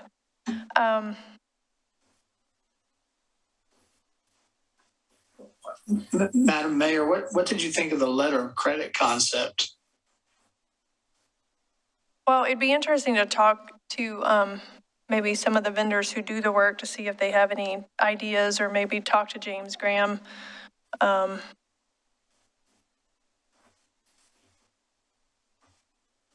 Would ask this question too. But I guess typically for us, when we say letter of credit, so if a developer comes in, they put surety up, and there's a couple ways to do that. You provide bond or you provide a letter of credit. So let's say they have $55,000 worth of improvements left to do, and they give us a letter of credit. So essentially they're putting $55,000 into a bank account at the bank that they cannot use. So I'm not sure that that gets around the cash flow issue. Either you have the money or you don't, right? And if for a letter of credit, you have to have the money available. If that's what you're thinking of in terms of a letter of credit, that's how we think of a letter of credit. I think what Commissioner O'Donnell's asking for is if we provided something to the property owner in the form of a from us. From us to the property owner that tells the contractor and the property owner, when this is done, you will get that. Right. You know, there is the approved permit that we would issue, right? The part of this requires them to submit a package for a permit and get approval for that before they move forward with work. The exception of the lookbacks. The lookbacks different, but you know, does that somehow provide the guarantee that the contractor would need to be able to get paid on time? I think the level of sophistication of the folks that we're talking about doing this kind of work are not, you know, they're not the large scale contractors that, you know, might be comfortable with that. You know, they may be working paycheck to paycheck, so it might be a little harder for them to accept something like that. But I guess, you know, from a managing the being responsible for the funds that are being spent, right? The cleanest way to do it is to reimburse, because then the work, you know, the work's done and you have an actual invoice, right? If we do it and we pay up front, right? You know, then there's an onus on the city to, one, make sure that the estimate at that point is accurate, right? And that the work gets done. And so if we were to pay the money up front at the issuance of the permit, let's say, there's, you know, and then if the work does not happen, they have the money.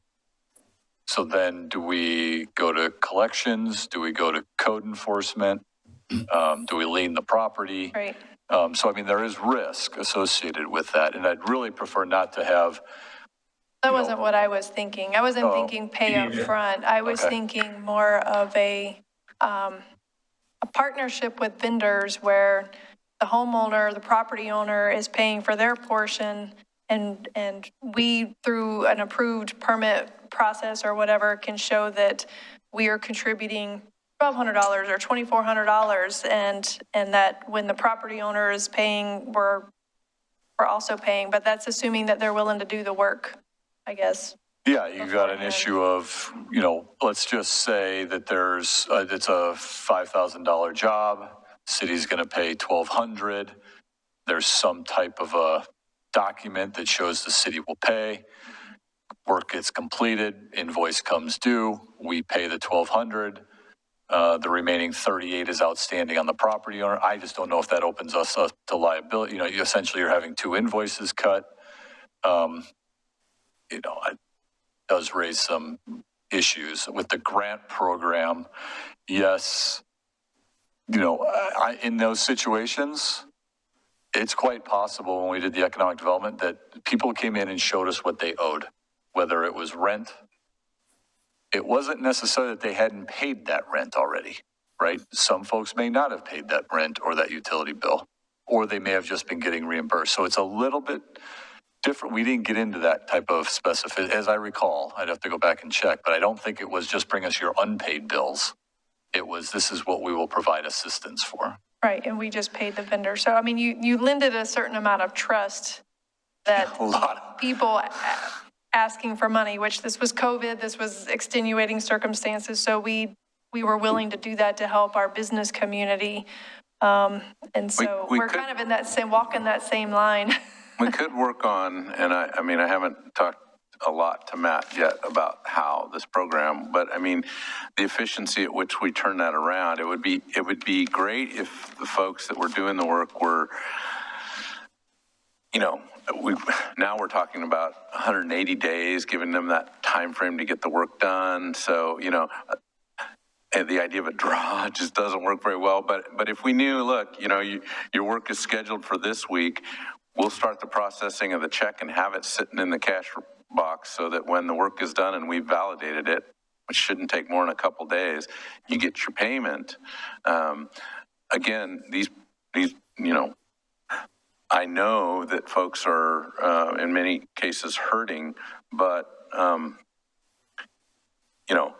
is there credit? Is there something so that they can make that payment, knowing that they're going to get reimbursed in a week or less? Commissioner O'Donnell? Well, I don't want to get in the business of making loans, and neither does the city. We don't want to get into that transactional thing. In its simplest form, the city would issue a letter of credit that says, let's say that we can do this in a wonderful way. 40 trees in Park Place are going to get done, and this guy's going to come and do them for $800 each, $32,000. The city issues a letter of credit that says the city will support this work in the amount not to exceed this. The balance beyond that is for the homeowner. I just like us keeping the transaction simple, and I don't want people aren't going to be able to cough up $3,600, $4,800 out of pocket. I mean, that's a big hit to people that may not have that in a bank account. And I don't want to make a loan. I just want to say this process is backed by the full faith and credit of the city of Oregon City up to this amount. The balance due is from the homeowner. And then, God, I've been involved in construction perm loans where, the guy does 25% of the work, we release 25% of the funds. I don't think it's undoable. I just think we have to be a little creative without creating a whole other financial department to have to handle it. Thanks.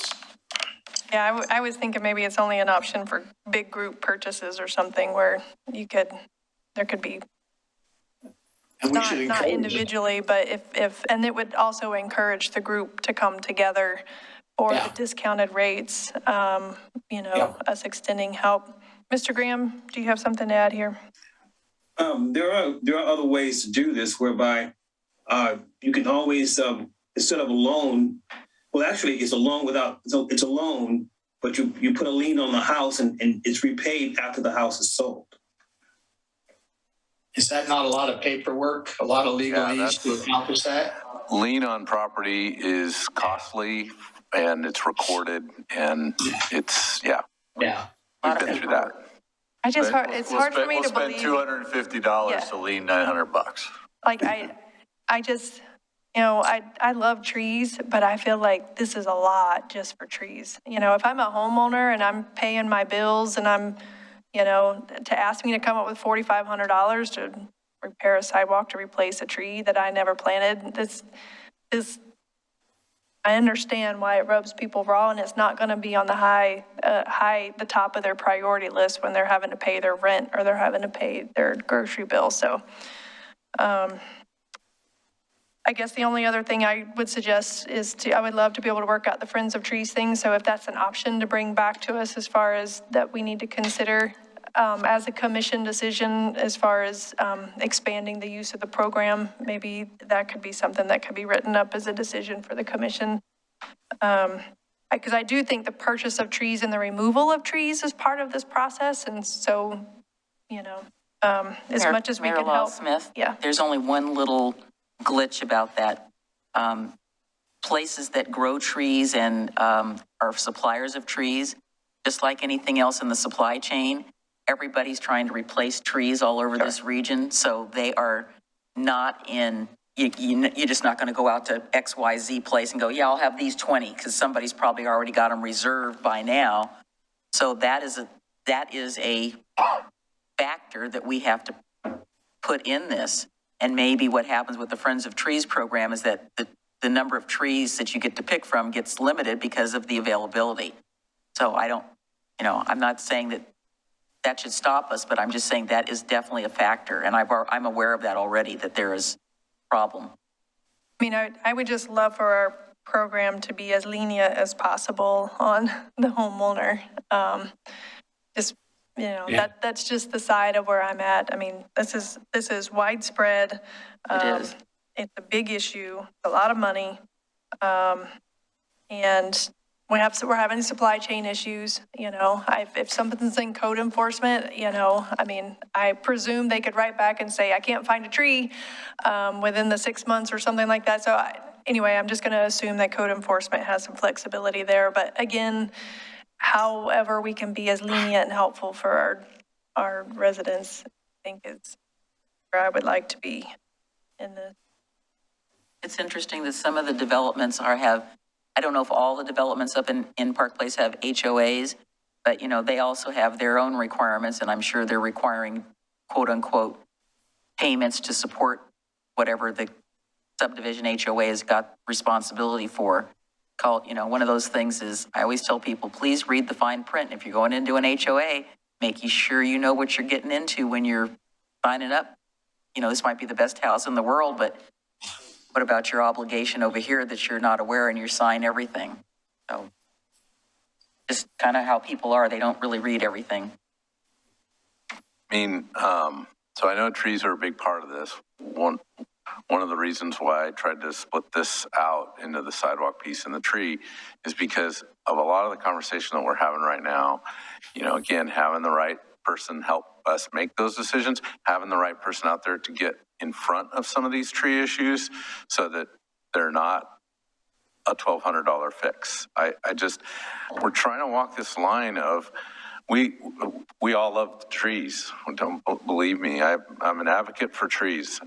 I just feel like those street trees are problematic in many locations. And so how do we overcome that and build an urban forest canopy that we really are proud of, that is long lasting? And these trees in this neighborhood, those homes were built in 2003. They're not even 20-year-old trees. They're beautiful, but look at the root that that picture of that root system was impressive to me.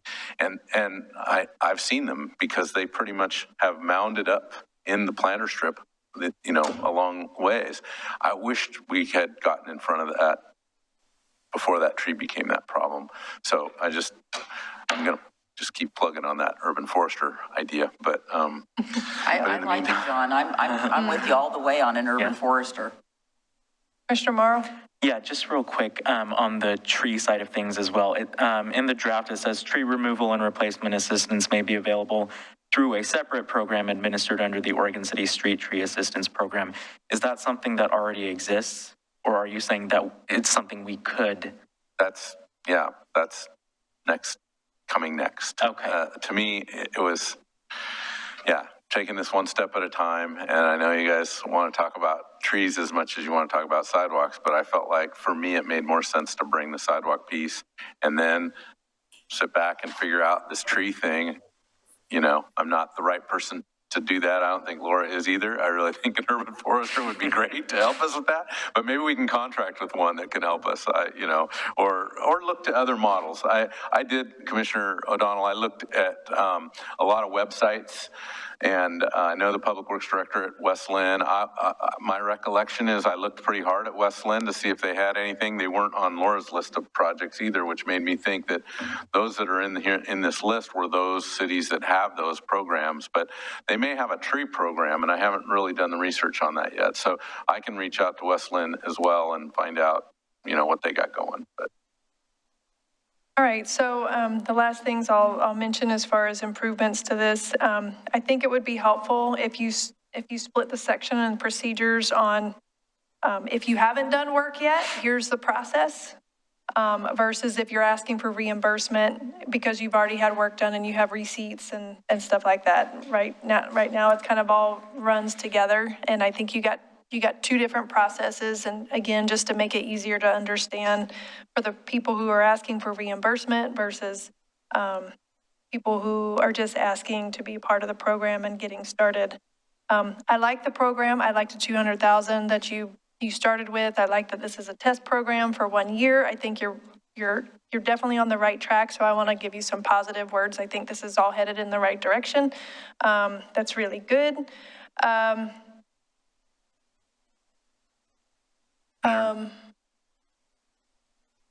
ask you a question, Mayor? Yes. So I just want to clarify with code enforcement. So code enforcement goes on, complaints go on, and we're talking on this about Park Place, but these complaints come in across the city. They happen downtown, all over the place, and complaints of people falling and those sorts of things. So I guess when I hear talks about leniency with code enforcement and stuff, what exactly is the expectation of what we're going to be doing if we get a complaint tomorrow in downtown or in any neighborhood, we still have these trip hazards that exist. So are we suspending code enforcement on sidewalks, or are we, because we can't necessarily suspend them in one neighborhood and not suspend them in other. It has to be consistent citywide. So I'm just a little unsure exactly what your expectation is and what we're doing for code enforcement. No, I think code enforcement still needs to do their job and follow through. I think John said that you are currently not processing the code enforcement on Park Place neighborhood. Is that correct? So individual calls come in from complainants. Those usually go to code enforcement. These big neighborhood, when a neighborhood complains about several in his neighborhood, those we have been intercepting and trying to address. That's what started this thing. We sent the wrong letter to that neighborhood. And so, but we did that on a larger scale. What Jim's talking about is, I think, mostly main streets or other individual locations where somebody's complaining about that.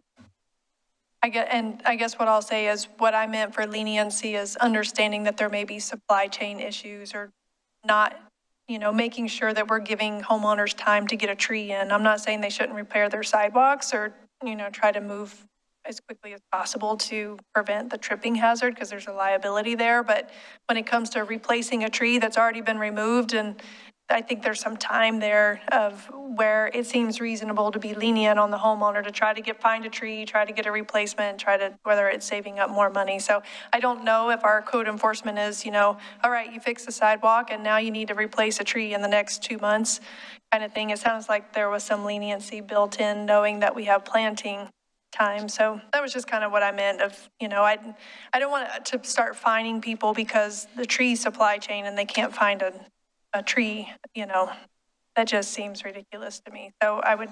Your idea of asking, I think we need to strongly encourage people when this program launches that they group together. And I think that's something that Tom can hear loud and clear to take back to his HOA. It's going to be much easier if people work together to help resolve the problem rather than individual. So, no.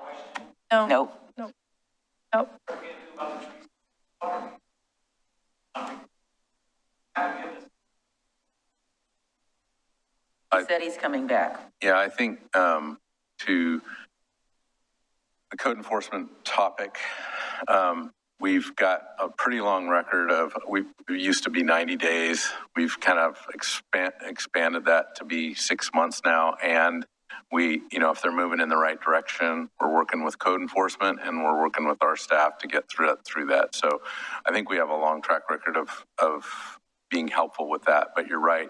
If they've got a trip hazard and they're not dealing with it, they're not marking it, they're not, doing those kind of things, and then they usually, the code enforcement kind of gets So was there a second code enforcement that came out that said, by the way, you have a whole nother set of trees that are next to water mains? I'm just trying to understand.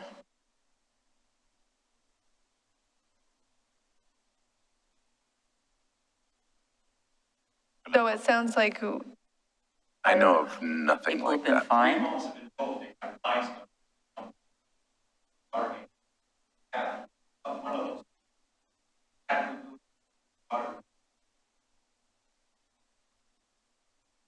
So, all right, so for the record, so what we're hearing is that there's some concerns that some homes were told that they would have to pay a fine due to trees near water mains. So it sounds like we need to look into that. I see puzzled looks by staff, so maybe we can follow up on that and find out if. We can follow up. And I guess I'd just like to return to at the beginning, we talked about a look back for you. Let's say we average 90 homes a year. which is probably being generous, over a decade, that's 900 homes. I'm trying to understand what you would like from us related to that look back. I mean, are we just setting do we just want to set a look back number? So I think there's some confusion around the look back. The look back is just for being able to produce documentation that in the last 4 years, you submitted a permit and you repaired the tree inside, or you replaced the sidewalk and replaced the tree or whatever, and therefore I'm coming to you for reimbursement. Regardless of when the tree that I replaced could have happened 15 years ago, 10 years ago, 5 years ago. There's no time. We're not concerned about, I know we could be, but we don't really care. You know, if the tree is causing damage, this program is for you, regardless of, you know, If it's we're on going the to tree acknowledge, list, right, we're going to acknowledge that, yes, we had trees that shouldn't have been on the tree list, that there were problems 20 years ago, 10 years ago, 15 years ago, all through that time span. So the look back is specifically about being able to produce paperwork. It sounds like aligned with a permit and reimbursement, correct? The 4 years I was talking about was we actually have documentation on who pulled permits. So first of all, you may have had a sidewalk repair that you fixed on your own, that wouldn't qualify. But if you come to us and say, hey, I did my work in 2018, we should be able to look that up and determine, yeah, you got a permit for that, you did your due diligence, you qualify. Now, and whether the tree was planted per code or on the right list or whatever, I know there's street tree damage based on trees that are still on our list, right? Because that's what they do. But I think what Commissioner Smith is saying was more about if there was somehow a mistake made in the development process of that subdivision back then, we need to treat them differently. And so that I'm not exactly sure what that would mean. I guess I'm just not sure if trees planted within the last decade are truly the ones that are the issue. You're probably going back further than that. But your program isn't based on when the tree was planted. There's nothing in this text that says the tree had to have been planted before. No, right. That's why I'm wondering, yeah. Is it just picking how far we want to go back? I'm not sure what we're looking for. Yes, Commissioner Smith, you see what we're getting at? I understand what you said earlier, and I absolutely agree with you. There shouldn't be, it doesn't matter, if they planted the tree in 2005 or 2010, there shouldn't be any issues for newer ones. So that's not really the timing issue.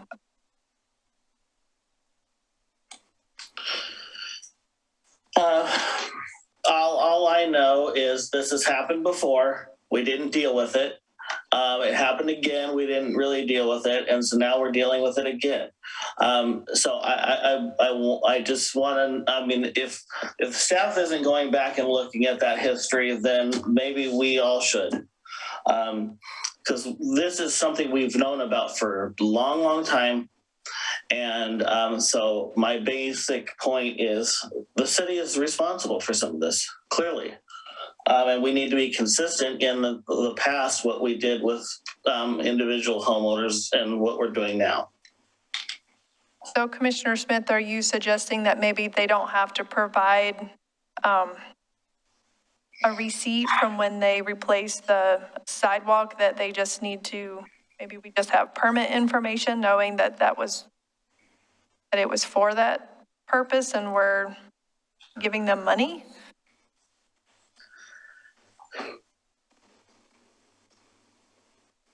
I think we have to have accountability.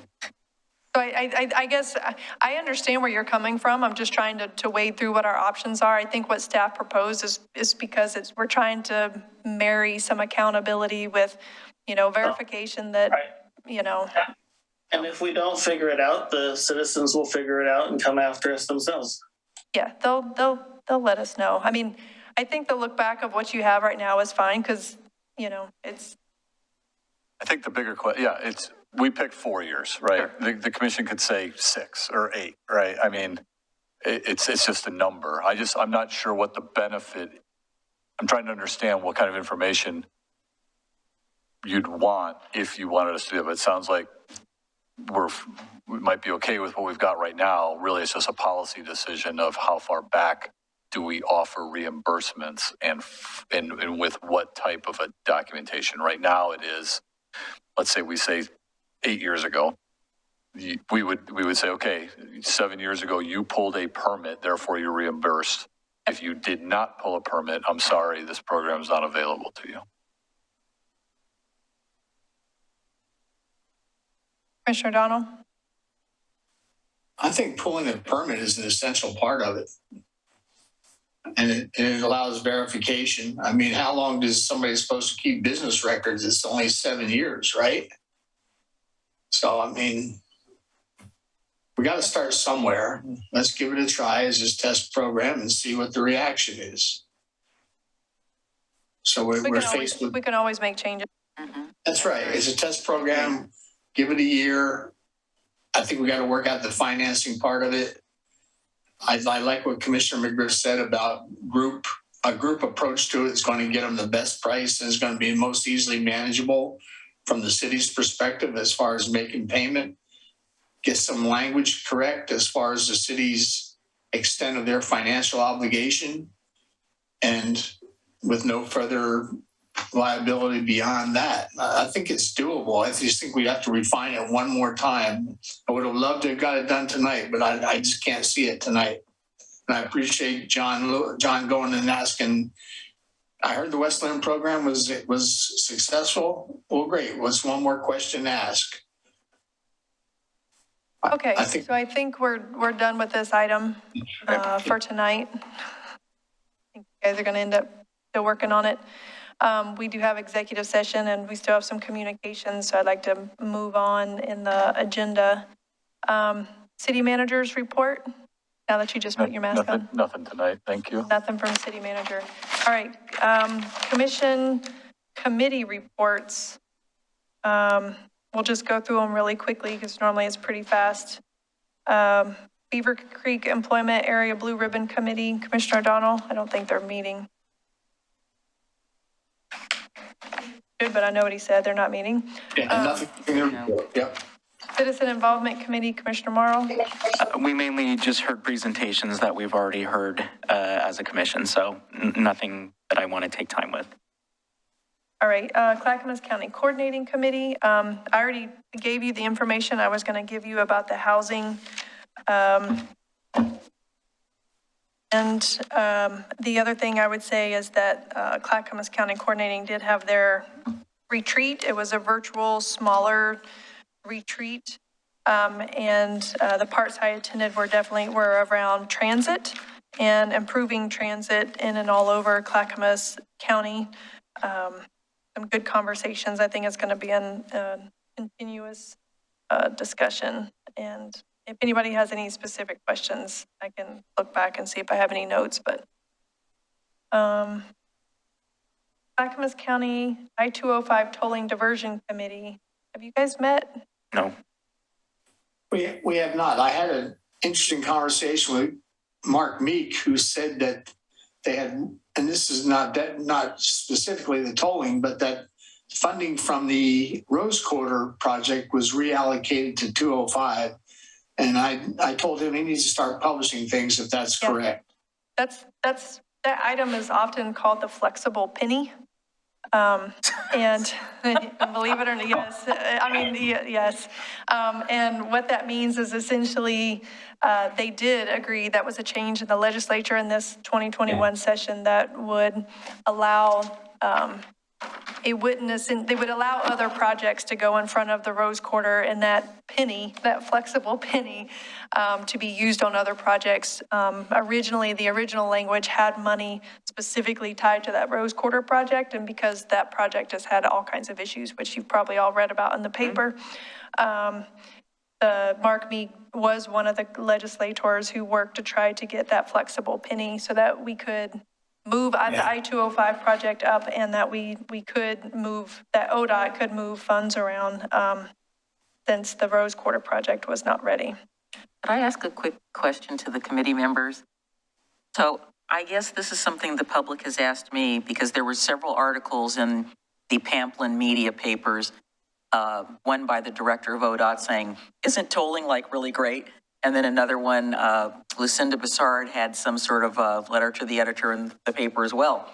So I got asked, this was the question, are we getting this shoved down our throat and it's a done deal, or do we still have ability to object to this? And I said, well, I don't know the answer to that question, but I said, there's always court. So I don't know the answer to the question. Do you know, Tony? He's probably not going to, but I'll go ahead and say it. I think the answer is option number 2 that you listed, that yes, it's a done deal. It was made by the legislature and it is being shoved down our throats, and they've heard complaints for 2 years. It hasn't changed anything. Falling on deaf ears, okay. It's falling on deaf ears. Yeah, I was asked about unfortunately, I think that is the answer. Okay, that's kind of what I said, but the person asked me whether jurisdictions would be willing to band together to sue, and I said, well, that's a topic for another conversation. So just know that this isn't ODOT either. This is the legislature. Yeah, we can The sue them. legislature made this decision, and ODOT is tasked with implementing. Following it out, yes. Implementing the policy. So just wanted to be clear. The last thing I'll say on the 205 tolling diversion, I heard in the last couple of weeks from Clackamas County that committee was going to be called back together. So I know they even asked to make sure that we had appointed people for that committee. And I know we did, because I see them listed as Commissioner Marl and Commissioner O'Donnell. So we may want to follow up with the county and make sure that they have your names, because this was within the last couple of weeks, just to make sure. I think they are planning to stand up that committee soon. Clackamas Heritage Partners, Commissioner Smith. I have nothing on that or the Clackamas Water Environmental Services. Okay. When's the movie coming out? We hope to clarify, you mean the movie at the end of the Oregon Trail? We hope fall, but it's all COVID based, so we'll see. Downtown Oregon City Association. Commissioner McGriff? Yes, we had a meeting. Today is our regular meeting. We had a meeting this morning. We are going to be having a retreat on the 20th, so that'll be a pretty full day for me, in addition to our regular meeting. And I am looking forward to it. It will be socially distant, but it will be in person. The next item is Impact, the Metro Policy Advisory Committee. You attended while I was out. Yes, I attended that meeting, and it was kind of like old home week. I saw all these people that I knew who were on the committee. I gave, thanks to Ms. Turway, I gave a report, an update on our housing needs analysis, and posed a question to my friends at DLCD to say, yes, we are working diligently to meet your requirements. And then they also talked about 3 more things that DLCD is going to ask the cities to do. And I said, give us a minute to catch our breath. We need to finish this thing before you come and ask us to do something else and then something else. And please be aware that everybody is pedaling as fast as they can. So Ms. Green said that she would take that message back because other jurisdictions said the same thing. Yes, DLCD is working on other rulemaking and policies for local governments to implement around transportation, climate change and equity and transportation. And I have already seen some letters from other jurisdictions pushing back against that rulemaking, which is similar to what Commissioner McGriff is saying. So we definitely want to participate and provide feedback on that. Just to be clear, that was not part of Ms. Turway's memo. That was all me. Right. No, I've seen a letter from City of Beaverton on that, and I've seen a letter from League of Oregon Cities, and I believe a couple other jurisdictions are also have written in the last month to DLCD telling them they're unhappy, and to the commission that they're unhappy with the rulemaking process, that they're going too fast, and they're not giving jurisdictions an opportunity to really provide feedback.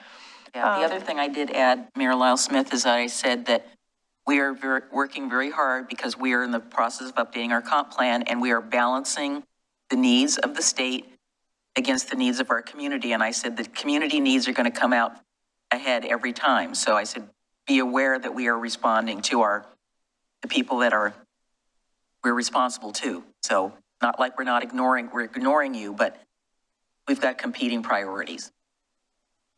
OC 2040 Project Advisory Team, Commissioner Marl, and we've been having fun. The stakeholder. You guys have been busy. Yeah, the stakeholder sessions have been really great.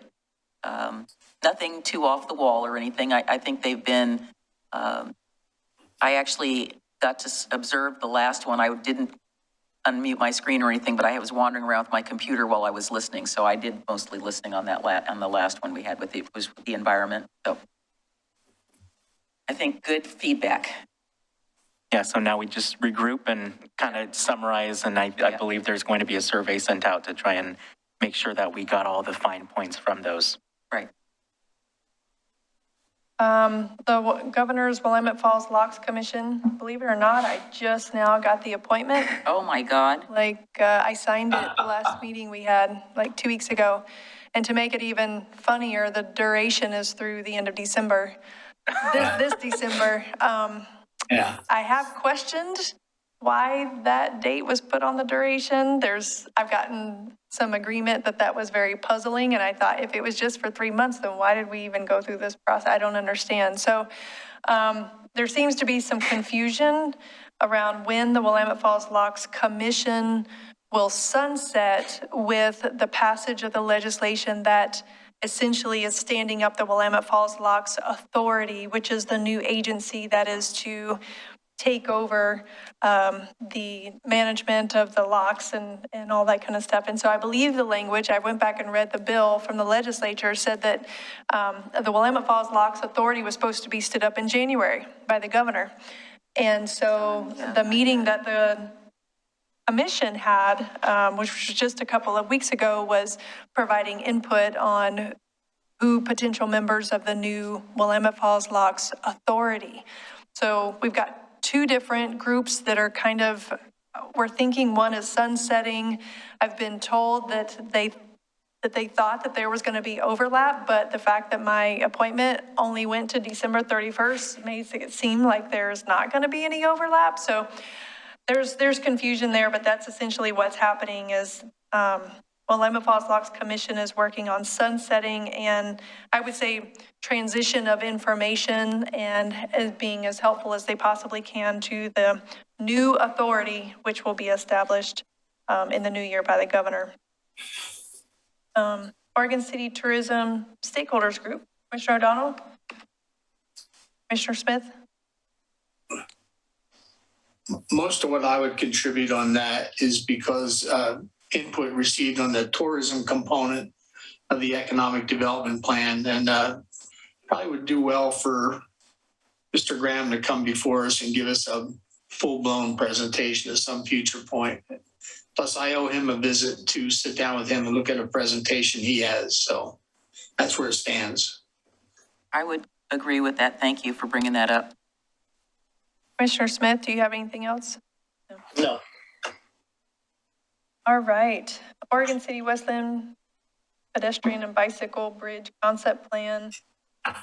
Well, I think we all know we what just happened. we haven't met, Yeah. Obviously, because we are having discussions with the city of West Lynn, which again, thank you, staff, for setting that up. I think I would like to suggest, not only with that topic, but maybe twice a year that we meet with them. We have, as we said in that meeting, we have so many projects that are parallel and overlapping with each other. We need to have some time to talk with them, just to get their thoughts, get our thoughts. And I think the more we can coordinate with each other, the better it will be, rather than, we're just always separate with, we can't let the river separate us. But I've continued to have ongoing conversations with Commissioner Baumgartner. I don't think that they're ready to amend their TSP just yet to add this project because there's still a lot of stuff that they have questions about. I would say from my standpoint, I would not be ready to recommend to us to do the same thing either. I think after our joint meetings that we had with the city of Westland, which were really good, Tuesday and Thursday, yeah. Yep. Raised more questions for me.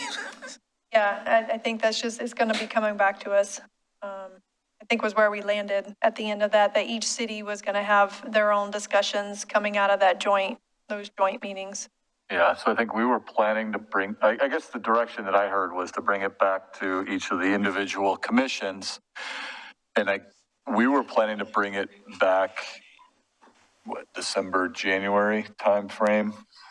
I just don't know, would it be, I guess hearing that from Commissioner McGriff, is it better in a work session, or we were planning to bring it as a item for consideration, but it sounds like. I don't think we're there. Mm-hmm. No, I really don't. No. I really don't. It'd be great to get what additional information is needed so that we can prepare for that. If over the next month or so, just jot down thoughts to send to John and I. I'm not sure what else we would bring as staff other than what was discussed Tuesday and Thursday night. Or if you're thinking more of an internal conversation amongst the commissioners in a work session. I would agree, yes, that. And again, I'm still trying to get some more information from Commissioner Baumgartner and maybe even Mayor Walters about, the pluses and minuses that they see with each option. I mean, I'm not even going to suggest we even adopt an option. We might end up adopting both options. I'm just uncomfortable. And I guess part of it had to do with, I don't think that they're not all up to snuff, considering some of the comments that, and I'm going to butcher his name and I apologize. Is it Commissioner Raleigh? Relier? Yeah. Anyway, the questions he asked were like, okay, we talked about that like way long time ago. And he seemed like he was really kind of he's not where the rest of the commissioners were. So that was a little concerning to me that there's still some ambiguity over on their side. Commissioner O'Donnell? I think when we had this discussion, I think a lot of the concerns that arose late in the meeting were valid concerns. And Relier's approach to things is pretty businesslike. I think there's a lot of concerns about sources of funding. How are we going to pay for it? What's going to be the ask of individual cities? What's Westland going to do, knowing they got to buy probably a $20 million increased water size line? Do they want to have something to drink, or they want to stand there and look at a bridge? There's so many concerns that there's a lot of valid discussion that arose at the end. And I think that ODOT was looking for a move forward with a commission approval. And when they sensed that people were balking, they've put it off until a later date. So I think we're going to have a very good discussion about particularly sources of funding and really demonstrated need, which is questionable when you look at the report. So I think a work session is a good way to approach it. Thanks. Yeah, I don't think I couldn't support moving forward to do any amendment at this point in time. No, me neither. All right, so I think you got direction on it needs to be a work session item. And we can follow up with, if you have other thoughts, please follow up with Mr. Conkle on that agenda item.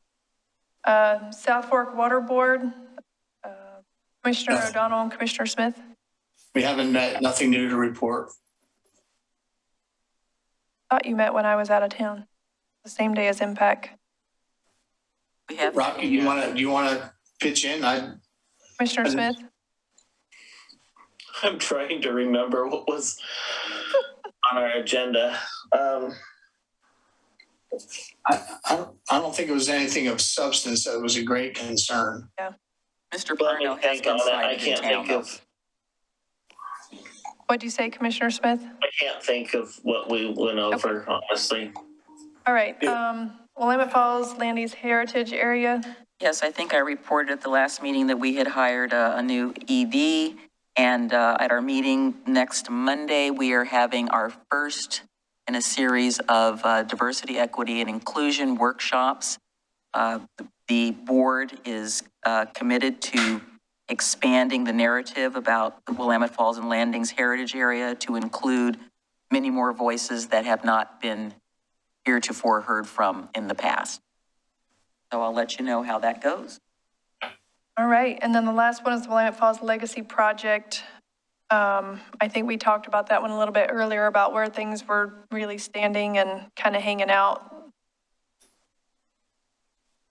Commissioner Smith. I think for South Fork, we had a presentation about the chemical feed building and the process of that and the work that's being done with the city in terms of moving forward on that building, which is an expansion of our plant. Okay, thank you for that update. All right, and with that, we are through all of our committees and communications. So since we are at 9:58, we do have an executive session. So I think at this point, it's 10 o'clock, and I still think we need general approval or agreement to go past 10 p.m. and move to executive session. I've seen head nods here and thumbs up on the Zoom. So I think we're good. We have general agreement. So right now, I'm going to adjourn this meeting and we will move to executive session.